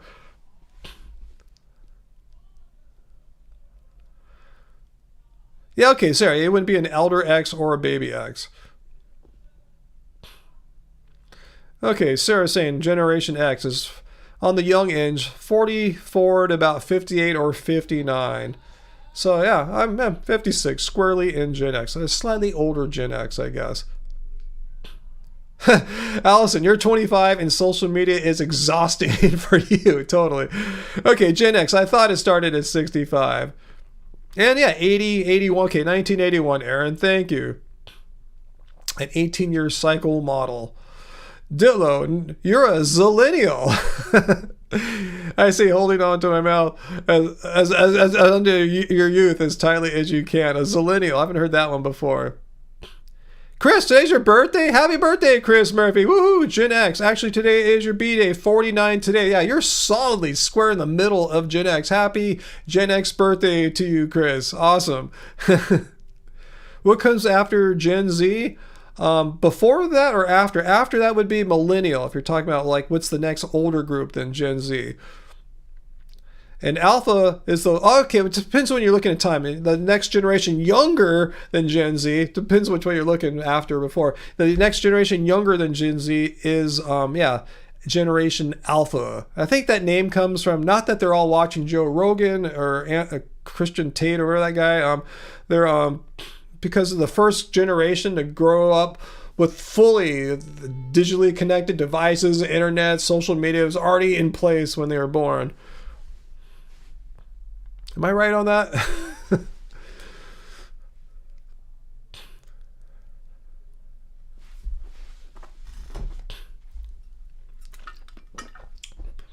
Yeah, some of us remember what it was like before the internet, or when you had to get the long phone cord and drag it over your computer and plug it in to get on the internet. You younger people have no idea what that was all about. Having to take your phone line and make sure no one else in your house is on the phone, or else you disconnect them because you needed the phone line to get connected to your America Online, or what was the other one I dialed into? I can't remember anymore. Anyway, those days are gone. Sarah, you didn't have a cell phone till around 2008. I think I got mine around then too, around 2008 or 9 or something like. No, I had a couple dumb phones before then. I think I got my first hand-me-down iPhone in like 2009 or something like that. I got my aunt's, like, she got the first generation iPhone and she gave it to me, and I cracked it to get it on my cell provider. Yeah, start with stuff like AOL. What was that one that people graduated from AOL? It was like Earthlink? I think that was it. I went from AOL to Earthlink. Any guys remember Earthlink too? That's when AOL gave you this weird internet. It was like a walled garden, this weird web browser that wasn't really a good one. If you got on Earthlink though, you pay like the same amount. You're out of AOL's walled garden. You could use the real browser at the time, like Netscape or something like that. Dr. Bear, no trolls. It's been pretty chill. Yeah, Logan, yeah, I know a few people that still have their AOL emails. Even like people that work in tech, like, you know, in the Bay Area in San Francisco. They still use, when I communicate with them by email, I sound so ancient. Yeah, I'm writing to them at their @AOL address. So at least they have that. You can still keep that remnant of the past alive.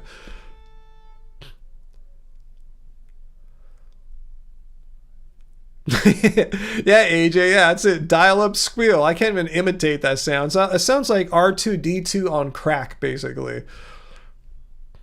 Yeah, what'd you and Mr. Bear have for dinner tonight? AJ, you still have an AOL email too? Awesome. Juno. I kind of remember Juno there, Uncle.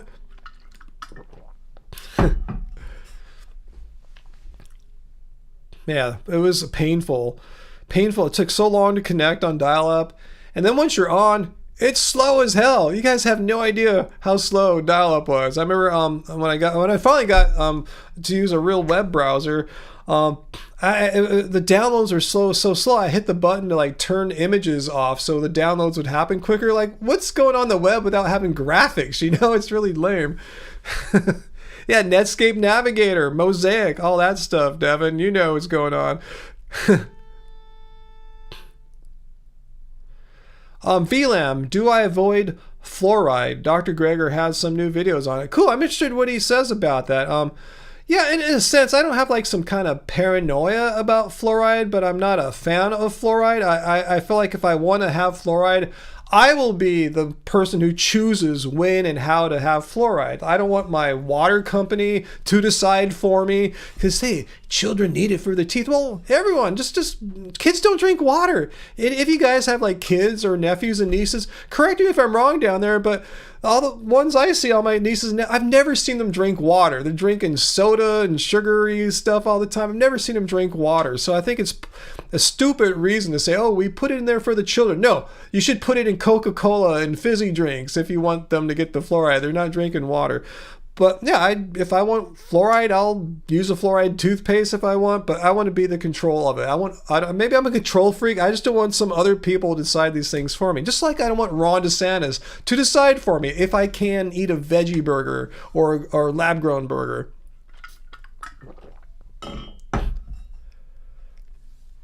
Milo, you speak for baby boomers. Computers are too cryptic. They need to make it more user-friendly. Well, they have gotten that, like with touch interfaces like you get on an iPhone or iPad. They spy on you so they can rip you off through deception. Well, there is a lot of tracking going on. Fortunately, I don't want to seem like I'm promoting a brand, but or disparaging a brand, but that's how Google makes their money. They make no bones about it. They follow through the internet, they sell your data, they target ads at you. Apple, they've on their latest operating systems have blocked people like Facebook and others from doing exactly that. They try to keep you more private, and that's why one thing I like about their ecosystem is that I can be a little bit more private or anonymous online. Still, I can be tracked by my cell phone company, and they can sell my data, so it's not a perfect system. But anyway, let's move on. AJ, no fluoride in your water. Good for you. I know it's in my water. That's why I got my filtration system here. Because, like I said, I don't want someone to decide it for me. I'll decide. Anyway, but some New York towns are reintroducing fluoridated water for no good reason. Sarah, you're having your parents over for a home-cooked meal on Mother's Day. How nice. Yeah, that's in a couple days. Yeah, I'm going to see my mom next week. I won't see her this week. I saw her a lot this week, actually. So I'm going to see her some more next week. But yeah, so we're going to celebrate Mother's Day just a few days after.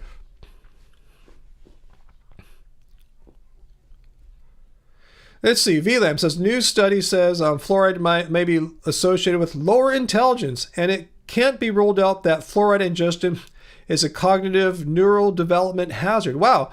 Interesting. Is that what Dr. Greger's videos were about? I forgot who brought that up. Was it Peter or who brought that up? But yeah, I wonder what Dr. Greger's take on that. Can someone throw that at, just give us a summary. Was he like, yeah, fluoride might not be good or fluoride's okay? But yeah, I'm not a big fan of fluoride, and I'm not a fan of people forcing fluoride into my water.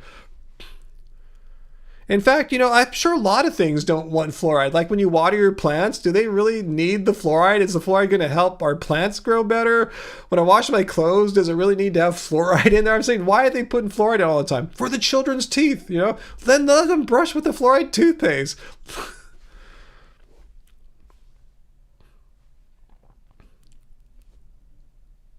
Let's see, Sarah, you have some of the best water here, but 1, chlorine, and 2, old houses and lead pipes. Easy to run through a filter. Yeah, get a filter, guys. Yeah, that's one thing I invested in. I had a water filtration system I bought about 10 years ago, right before we started our channel, so maybe a little longer. It kind of ran its course. I got my money's worth, and I got a smaller one Amazon Prime Day last year. What was that, like August or September or something like that? I had some credit. I got it for basically free, like a $200 system I attached to like an extra sink I have here. And I just replaced the filters for the first time a couple weeks ago. I love it. It's really cool. And the water tastes fantastic. It tastes as good as my old $1,000 plus system tasted. And I saw the list of all the crap it filters out. It's pretty impressive.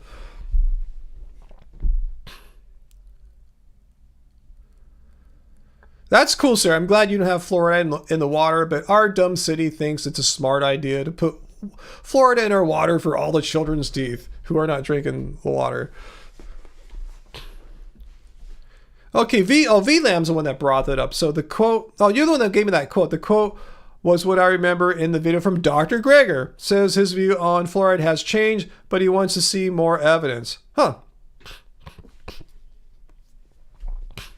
Either way, I'm going to filter my water. Even if fluoride were not in our local city water, I would still use my water filtration system to get rid of all the other crap that's in there too. So, I guess I'm not going to get fluoride either way. I mean, I get a little bit sometimes. Sometimes when I cook, I don't have enough filtered water ready, so I'll boil some rice with some unfiltered water, make some khichdi with some unfiltered water. I'm not obsessive about it. I'm just really trying to minimize my intake of fluoride, as far as possible and practical. I'm not going to go totally out of my way all the time.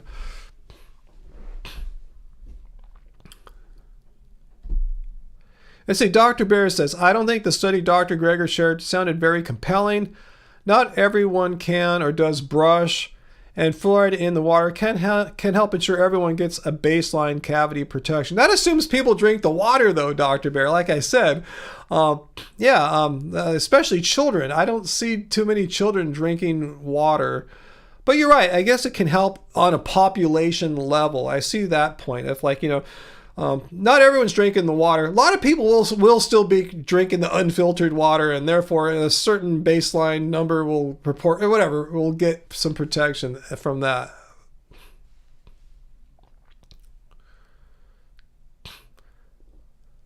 Yeah, I got a reverse osmosis system. In fact, I'll share with you what I got. I'm not an affiliate or anything like that.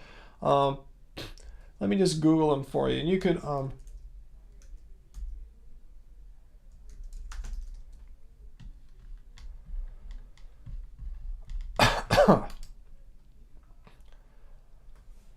Okay, let me find the exact system I have. 1 second here.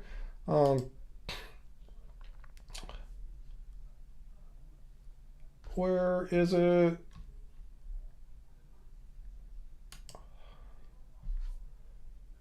Huh, not finding my weird system. Oh, here it is. Okay, what's cool about these systems, guys, is that you don't need someone to come and drill holes in your kitchen sink and a plumber. If you have a sink, you can attach, oops, wrong one. Ooh, oh, hang on. Oh, I didn't do it right. Hang on, hold on 1 second, guys. Oh,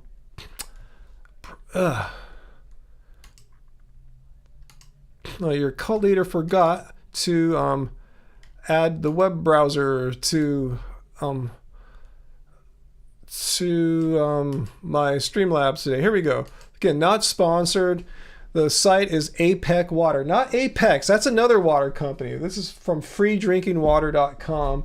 And I have a system like this one here. Has this little attacher, oops, that attaches to your kitchen sink. It's got 4 stages. I bought an extra 5th stage that puts a kind of a re-alkalizes the water a little bit, just gives it a better flavor. I didn't do it for some kind of woo-woo thing. I just liked, when we first hooked this up, it was great, but it was something not right about the taste, I guess, compared to what we had before. I put on an extra 5th stage to just polish the water, and it gave it a nice taste. So yeah, this is $249 with the extra stage I added on to it. I think that extra filter is like $50-$60. And you don't have to replace the filters all that often. The first 2 stages I've just replaced after like 9 months. The reverse osmosis filter, the most expensive of the 4, you change it every 2 odd years. And I can personally attest to, again, not sponsored or anything, this is really good. It tastes as good as $1,000. I think my last one was like $1,000 or $1,200. I got like 10 plus years use out of it, so it was a good deal. But this is just as good, and it's very portable. You know, this little attacher here, I don't know if you can see it, just attaches right onto your kitchen sink. And yeah, it's quality. This is 4 stages. One of the stages is reverse osmosis. And yeah, check it out. Freedrinkingwater.com, not sponsored. They have a whole bunch of systems. They have professionally installable under the sink, whole house. This is the one I got, like the cheapest, simplest one to use.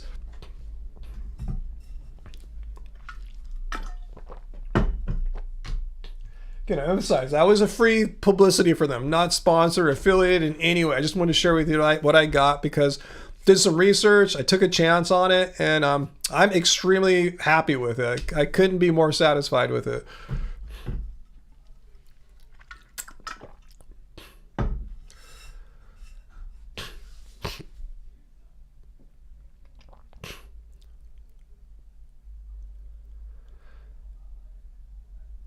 All right, so what did I miss there?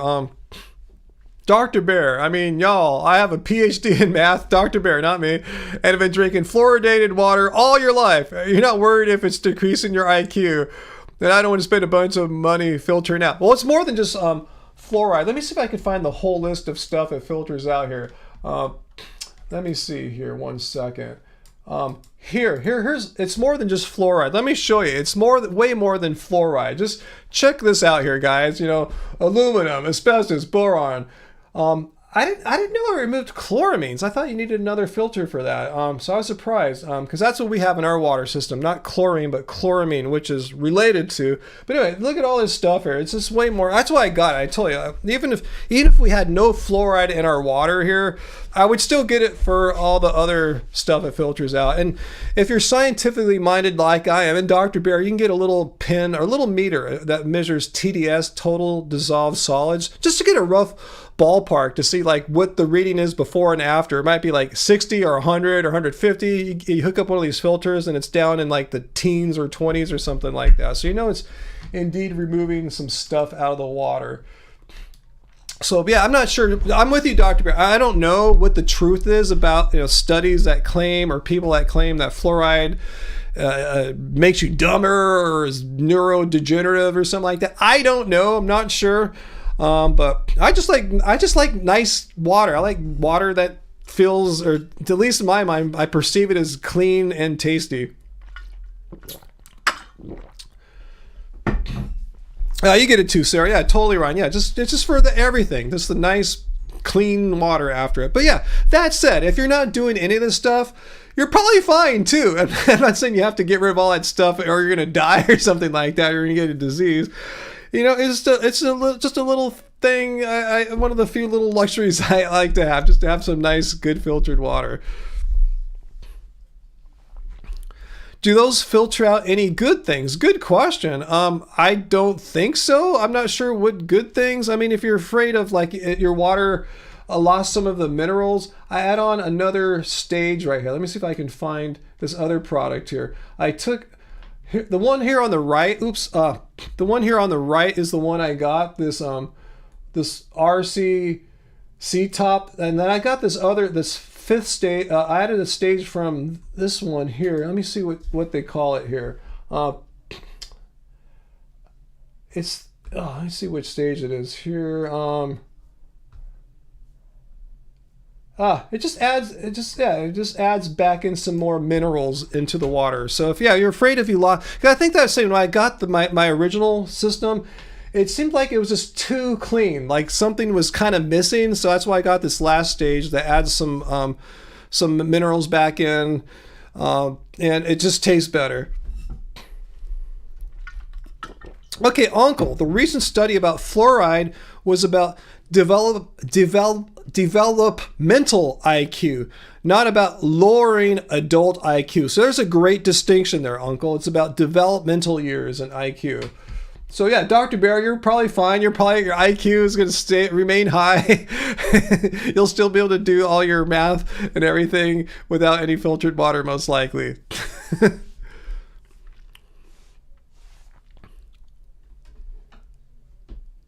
Aaron Kinney says, my old tap water tasted awful. Yeah, I can't say that our local city water had a beautiful taste or anything like that. It was just kind of yeah.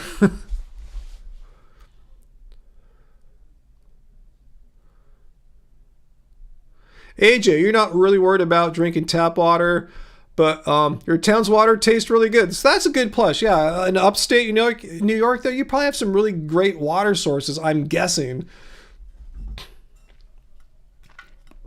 Chris says you can actually get an under sink APEC 5-stage. APEC's that company I just showed for about $200. Been looking at one yourself. Yeah, thing is, it requires a little bit more handyman skills or whatever. You might need to drill through your kitchen sink, possibly. It's a little more technical. I just got this one I showed you because there's no really. It's just you just hook it up to your actual faucet, and that's it. You don't have to do anything really technical.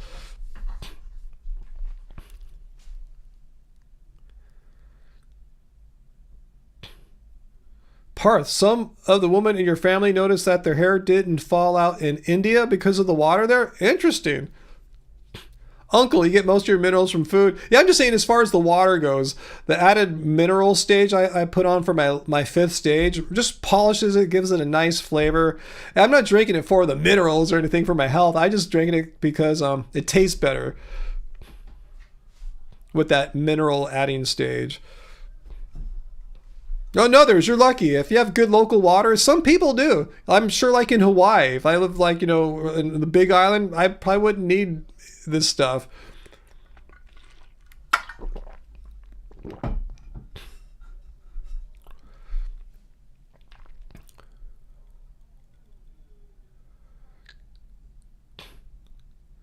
Yeah, here Dr. Bear talking to Muthu Lion. I noticed Ryan's filter removes essential minerals like selenium, zinc, copper, etc. But honestly, there's so little in water compared to food. It probably doesn't make any kind of significant difference. Yeah, hang on one second. I'm gonna find you this filter, this last filter stage I got here. 1 second. I'll show you exactly what it puts in. Let's see. Yeah, wrong system. 1 second here. Select by model.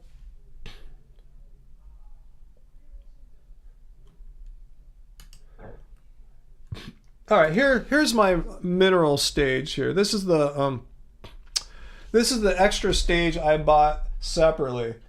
Okay, it was less than I thought. It was only $37.95. Increase the pH level. Again, I added this in as the very last stage. So it passes through this as like the before I put it into my crock and I start drinking. Anyway, increase the pH level of water by adding calcium carbonate mineral back into the water. That's pretty much it. It's putting in a certain mineral, calcium carbonate. I don't know what it is, but I know it makes the water taste a little bit better. It makes it actually taste a lot better. It just gives it a nice, I can't describe, it just tastes really good. Sarah, your old house in Marin County, California was 1913. Yeah, around the same era as our house here. Great water, but old pipes. So you filtered, always filtered, exactly.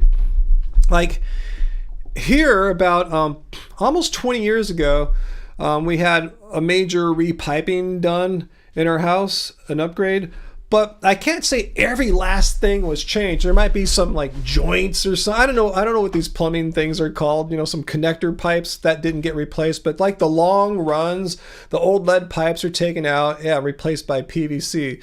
So yeah, if you're in an older house like these, which may still have some lead and stuff like that, filter away for sure. And especially if in Sarah's house, if you didn't change from the old lead pipes, for sure filter. Yeah, again, we're not filtering for fluoride necessarily, just all the stuff that you probably would prefer if you had a choice, if you could get those things out.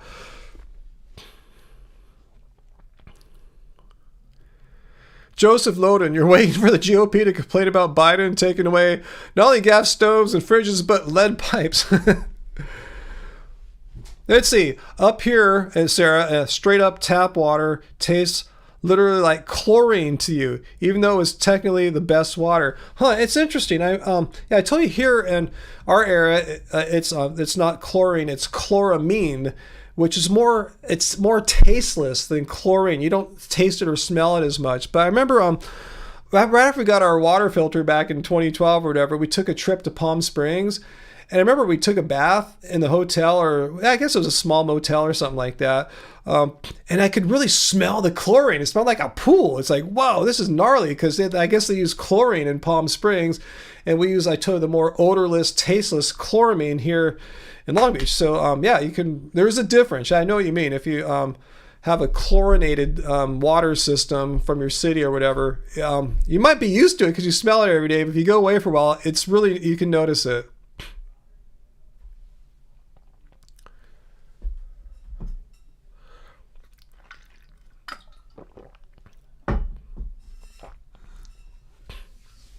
Yeah, Sarah, if you're in a newer house, newer than like if you're mid-century or newer, you probably don't have lead pipes, hopefully, but still filter if you can. But you probably have less chance.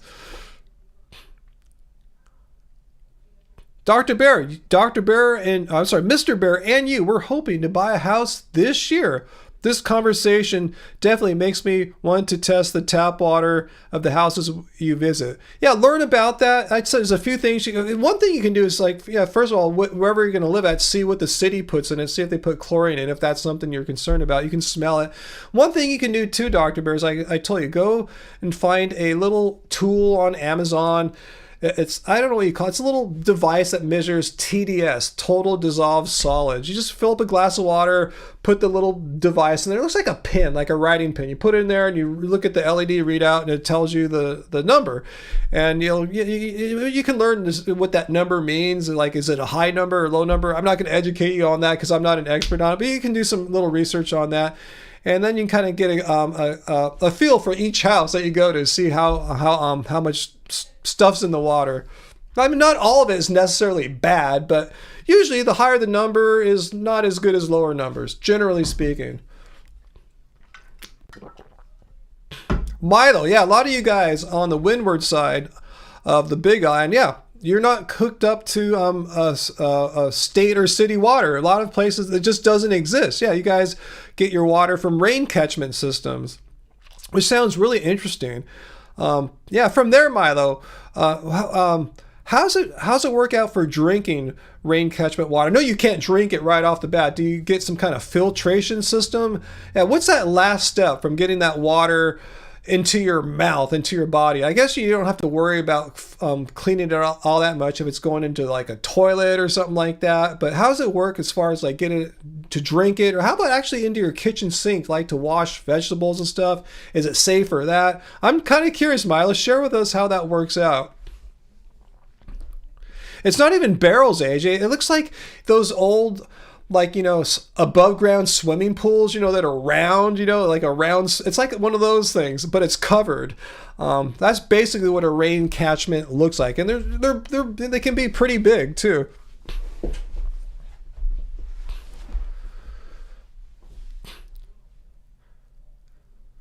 Oh, Peter, you're watching the game. It's 1-1. Awesome. So that's the playoffs, I take it, right? Peter, no crazy trolls really. It's been pretty chill.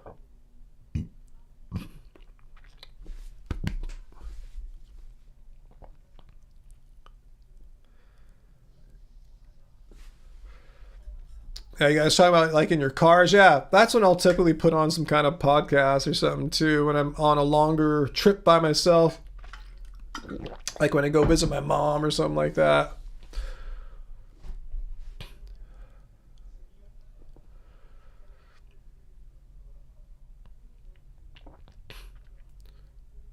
An hour, 15 minutes one way, AJ? At first I thought it said 15 minutes one way. Oh, ain't too bad, but an hour 15, yeah, it's pretty bad. 2.5 hours a day commuting, that sucks.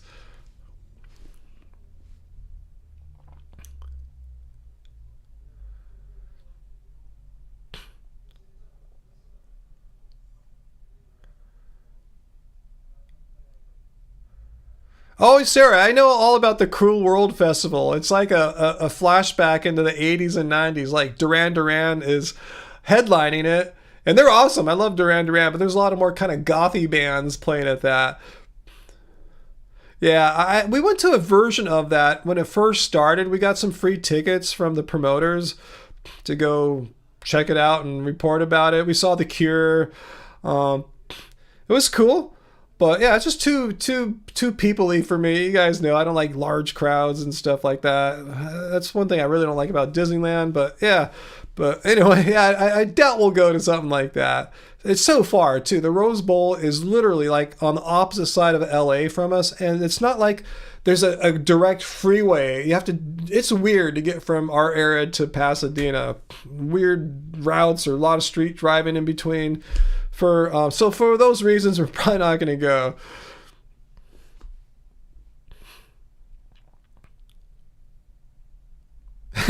Yeah, Peter, I know.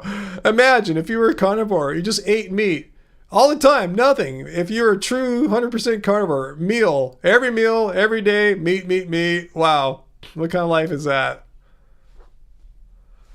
Yeah, I'm with you, Jen. You're maybe introverted like me, I'm guessing, huh?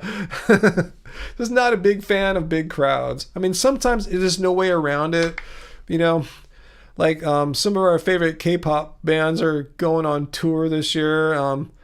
And looks like I got to go see a band. It's going to be in August. Unfortunately, they're not that big here in the United States yet. So they're going to play at a venue that holds roughly like 1,000 people. So I'm looking forward to that. It should be pretty cool. I'm not going to say what band it is. I don't want any like haters to come and stalk me or something like that. But you know, I guess I can handle being around 1,000-ish people. That's not that bad.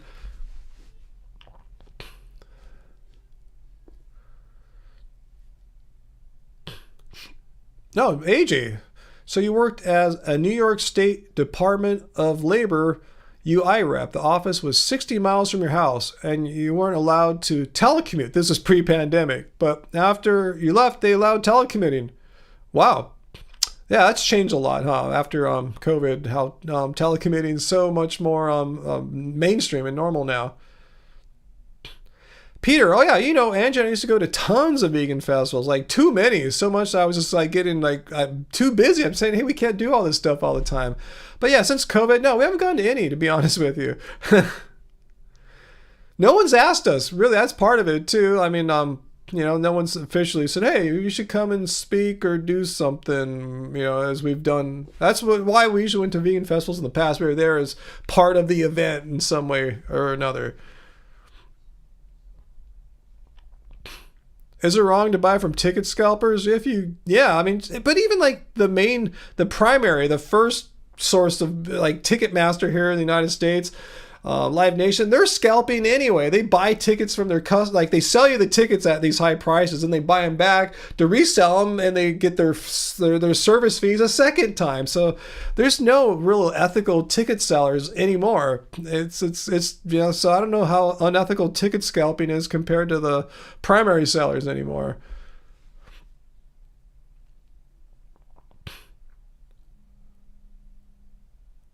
Ooh, that sounds horrible, Jana. Oh, God, I'm sorry to hear about the mosh pit in your ear.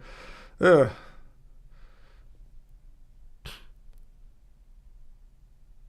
I saw that, Peter. Options for next year's vegan camp out. I thought that's nice that we were one of the options. But were there like literally like 100 people that you could select from or something like that? So...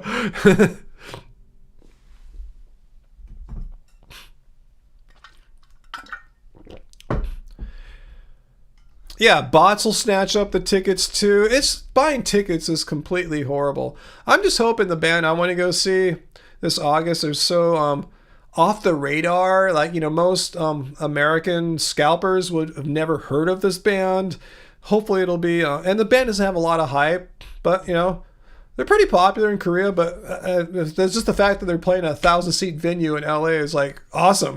Great. This is perfect for me.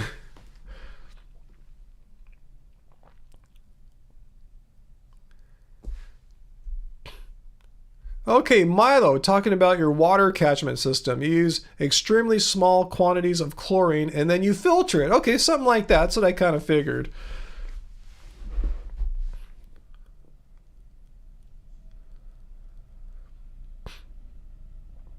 Joseph Logan, a new vegan restaurant opened up near you called Odd Burger. Everything on the menu is plant-based. Awesome. They even have soft serve ice cream. It's been 7 years since you had soft serve ice cream. Well, get over there. Make it no more days longer.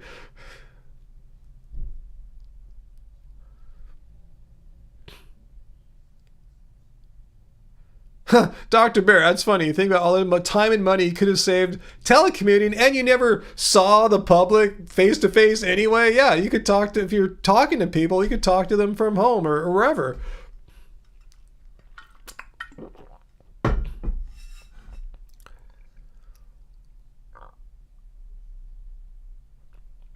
Wow, Peter, and that's all vegan? These three restaurants with soft serve? Yeah, and some will even have Dole Whip. Yeah, I found a place not too far from here, so we don't have to go to Disneyland, so we can get a Dole Whip. What is for dinner, Uncle? I don't know. I'm not sure. Yeah, today is more of a mystery. I don't know. Oh, Sarah, yeah, vegan soft serve down the street. Never tried it. Maybe you're not a soft serve person. I can't say I'm a huge soft serve person, but if I'm out and about, I'm feeling a little desserty, might try it.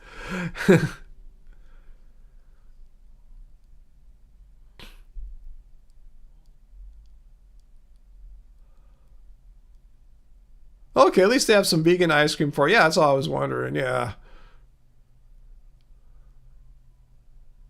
Oh, cool. AJ, you have Dole Whip in your local grocery store? Wow, I can't say that. That's pretty awesome. Maybe I'll have Dole Whip for dinner tonight. No, just kidding. I'm sure the local soft serve place is closed at this hour.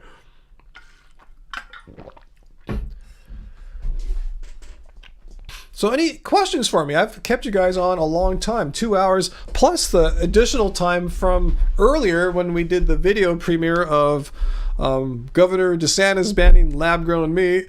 So let's see, any questions? And we won't go too much longer, as I'm saying, because I know I've kept you on. I don't want to overstay my welcome and your generosity and kindness. So we'll see if we have any more questions. Has anyone been sitting around lurking in the background, waiting to ask me this question about why I'm vegan, or is veganism horrible? Is it going to kill you or something like that? You think veganism sucks? If now, I mean, if you have been, now is your time to get it out because I'll be going.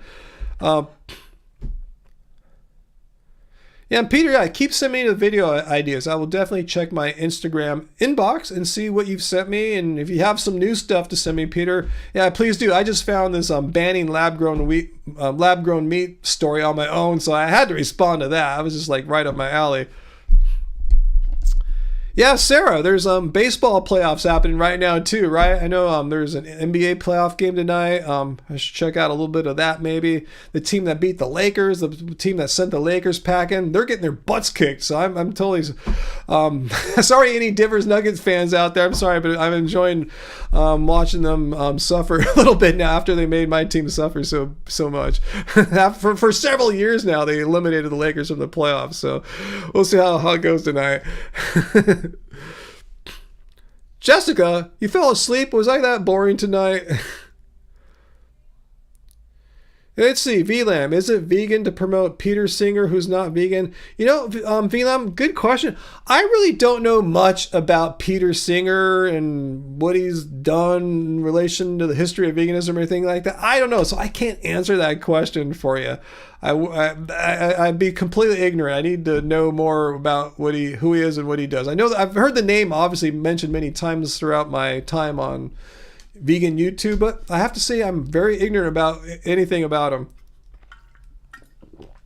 You have a great weekend too, Sarah, and have a happy Mother's Day with your family.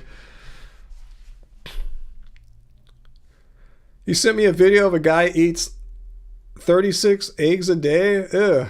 I don't know. I mean, thanks for sending me that. It just sounds gross. Oh, Johnny, yeah, I'm going to get going soon, but good to see you. You're in California for some military training. Awesome. Started using your phone yesterday after 3 weeks of not using it. Well, I'm glad you made it. Better late than never, but I will probably be leaving pretty soon. But no, good. Just stick around as long or short as you can here. Okay, Jessica, glad to hear I didn't bore you to death. You just didn't get enough sleep last night. Let's see, Carl Baum. Oh yeah, I saw some mention of that. My response to Liv Merciless's question about what I think about Kristi Noem. If I understand right, is that the is it South Dakotan governor who recently released a book where she said that she had a dog that wasn't behaving, so instead of like trying to help the dog out or train it, she shot it? I mean, is that the person? I mean, that's crazy, right? I mean, is that the person you're talking about? I mean, what do you want me to say? That's just wrong. It's bad. It's awful. It's demented. It's just disgusting. I mean, is that right? I mean, is that the person? I mean, that's, yeah. I mean, what do you expect me to say about that? I mean, I can't believe that's someone who's considered to be like a governor of a state. I mean, that's just something a maniac does, right? Like, oh, my dog's misbehaving. Maybe punish it somehow. I don't know, spank it or not. I don't know what, but shoot it and kill it. You know, I mean, you could take it to a dog trainer, give the dog away to someone else who can care for it better and has the time to teach the dog how to behave right, but shoot it and kill it? Like, wow. That is just insane. I don't know if I'm gonna make a video about it or not, but yeah, it's just what can I say? It's just I can't believe people think she's cool and are cool with that.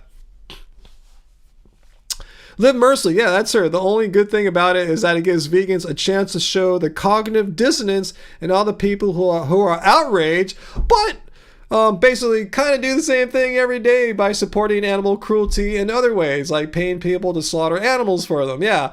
I don't think unfortunately, Liv Merciless, unfortunately, I'm sure 99.9% of the people that hear this story are not going to make the connection. For whatever reasons, the mental gymnastics, they'll use cognitive dissonance to block it out. But yeah, most people, unfortunately, are not going to see the connection and the hypocrisy of condemning that horrific animal slaughter, while yet participating every day in actively in animal slaughter. So yeah, I'm not sure how vegans can leverage this to our advantage, if at all. But if there's a way, yeah, go for it.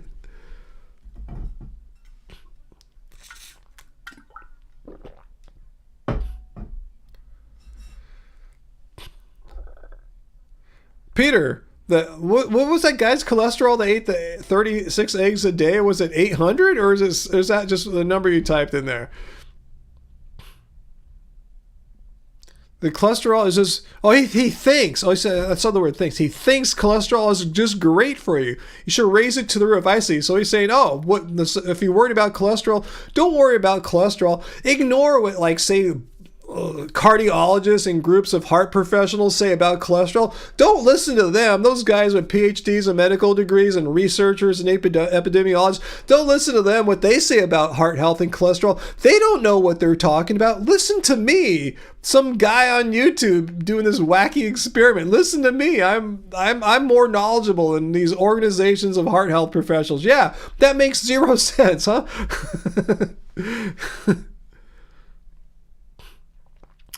She says something like, we have to make tough decisions on a farm all the time.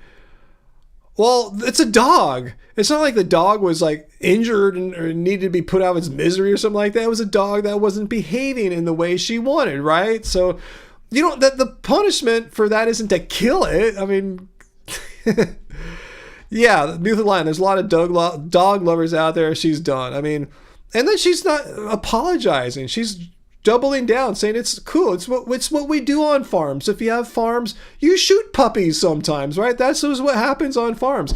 If you live in the city, you don't shoot puppies. You just don't do that. But when you live out in a farm like I do, you shoot puppies. It's what we do. It's like, no, your average person can't relate to that and isn't going to buy such gaslighting nonsense.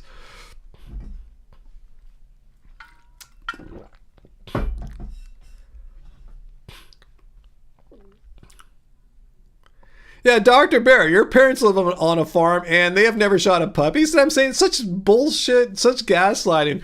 You have to make hard decisions on farms. Like what? If you have a misbehaving dog on a farm, it's different than having a misbehaving dog in an apartment or house in a city or suburb? No, a misbehaving puppy is a misbehaving puppy. Never is the right answer to kill it. I don't care where you live. That's just the wrong answer in any situation. And you can't use where you live at as a justification to kill a puppy.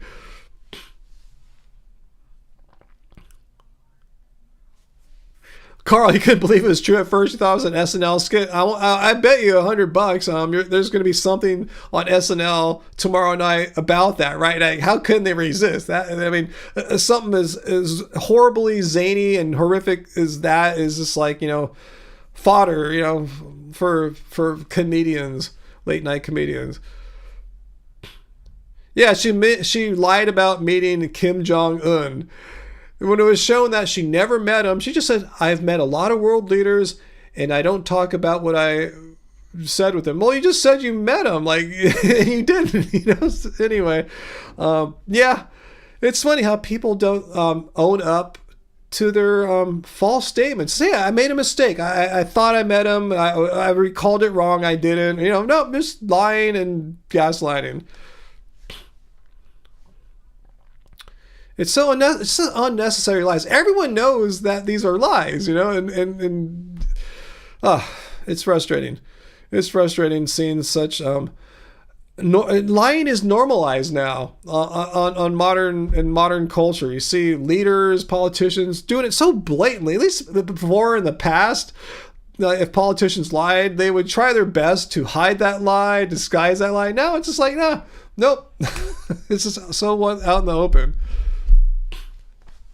I don't know, Samuel, if she's proud of that or what. I don't know what the reasons were for saying that. Allison, you ate a bunch of pho? Awesome. Good for you. That sounds good right now. Aaron, you had Paris Hilton's number when you were a teenager? Why? How come you had Paris Hilton's phone number when you were a teenager? AJ, yeah, it's being said now she's pretty much out of the running, people are thinking in the media, for being Trump's vice president candidate, but maybe maybe not. Maybe this ups her chances in his mind. I don't know. Yeah, and did you call her? Yeah, we want to know. Did you call Paris Hilton? Never heard of that person, Milo. Yeah, Dr. Bear, absolutely. Dr. Bear saying lying is acceptable, but admitting you made a mistake or learning from new information, that is unacceptable. Exactly. That's where we stand right now.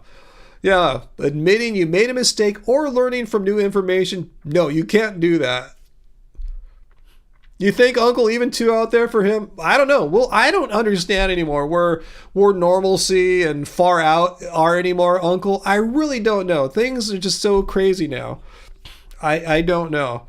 Like hearing his attorneys argue for absolute presidential immunity, meaning when did you see was it Supreme Justice Sotomayor said so so say you asked the Navy SEALs to assassinate one of your political opponents. That would be an official order. Are you immune from that? Like, you know, to assassinate a political opponent? And his lawyer argued, depending on context, yeah, it probably would be okay. I'd be immune. Like, really. So that's normal now. We have people actually arguing in front of our Supreme Court that presidents can just kill people at will. You don't like the Supreme Court? Take them all out. I'm not saying that. Don't come investigate me, FBI. I'm just saying that's where it's leaning towards. You know, you wipe out all your opponents, the judges that you had to face this year. I mean, this. I don't know what's too far out anymore. Is what I'm saying. I don't know. Brown, you can't believe Biden didn't stack the Supreme Court? Well, he couldn't. No one retired. No one died, like in Ruth Bader Ginsburg's case. So there's no appointments to be made.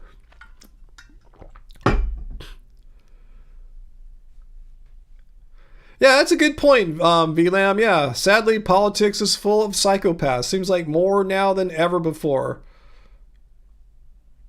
Maybe so, Peter. I don't know. Common sense? I don't know, Uncle. What happened to that, huh? What happened to just being a reasonable person that is based in reality and evidence and truth, you know? Now you have guys saying eat 36 eggs a day, don't listen to doctors and what they say about cholesterol. Don't listen to them, listen to me, even though I have no training in that stuff, because I haven't died yet. I've been eating 36 eggs a day and I'm alive, so all those doctors must be wrong. Yeah, common sense is not common, huh, AJ? Good night, Allison. Thanks for being with us. I don't know, Samuel. I don't know what's going on. Yeah, Brandon, unfortunately, yeah, as far as I know, Supreme Court have life appointments. I think the original intention of that was so that they could just actually judge things impartially and not have to like worry about are they going to get reelected or whatever like that. Like, nope, it's made them even more susceptible to corruption because they can do what they want.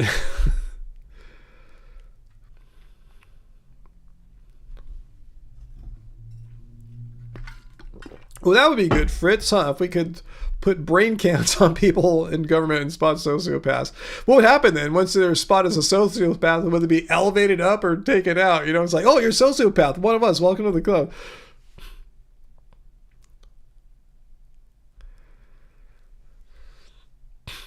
All right, guys. Well, I think we should leave it at that. I don't want to make this all political and stuff like that, but you guys brought up the dog puppy shooter person, so we had, unfortunately it was a politician that did it. It wasn't like a whatever, just a music producer or something like that, or an athlete. It happened to be a politician. So anyway, yeah, if you didn't already, make sure you watch the video that I released right before this live stream, the video about Florida Governor DeSantis banning lab-grown meat, just wiping it off the table, banning an entire industry years before it even becomes a real product. So check that out. What's that, Uncle? Judge Eileen Cannon was getting a lifetime appointment. Not a Supreme Court justice got a lifetime appointment. Wow, I didn't know that could happen. Interesting. It shows you how much I know about how all this stuff works.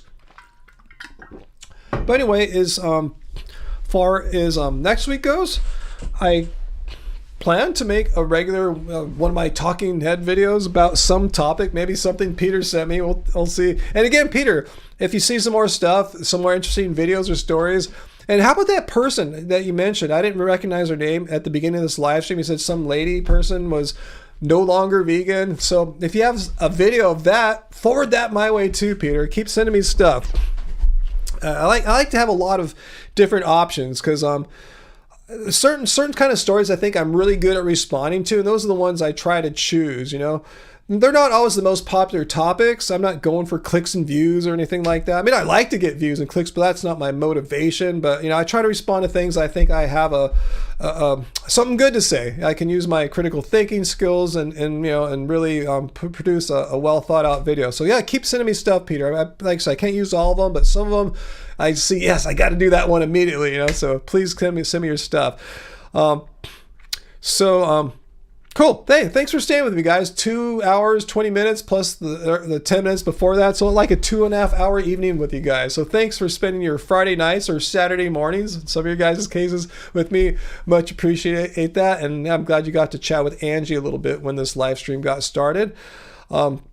So hopefully a new video next week, and make sure again that you're not only subscribed, but you have the notification thing turned on. So Angie's, I tell you, she's cranking out shorts all the time. She makes more content than I do, so I don't ever want to hear anyone say, whatever happened to Angie? Like, she's making the Happy Fam member only videos, like the one that she put out yesterday, and the shorts on a near daily basis. So please subscribe, hit the notification bell to see her content. If you like her content, I hope you guys do.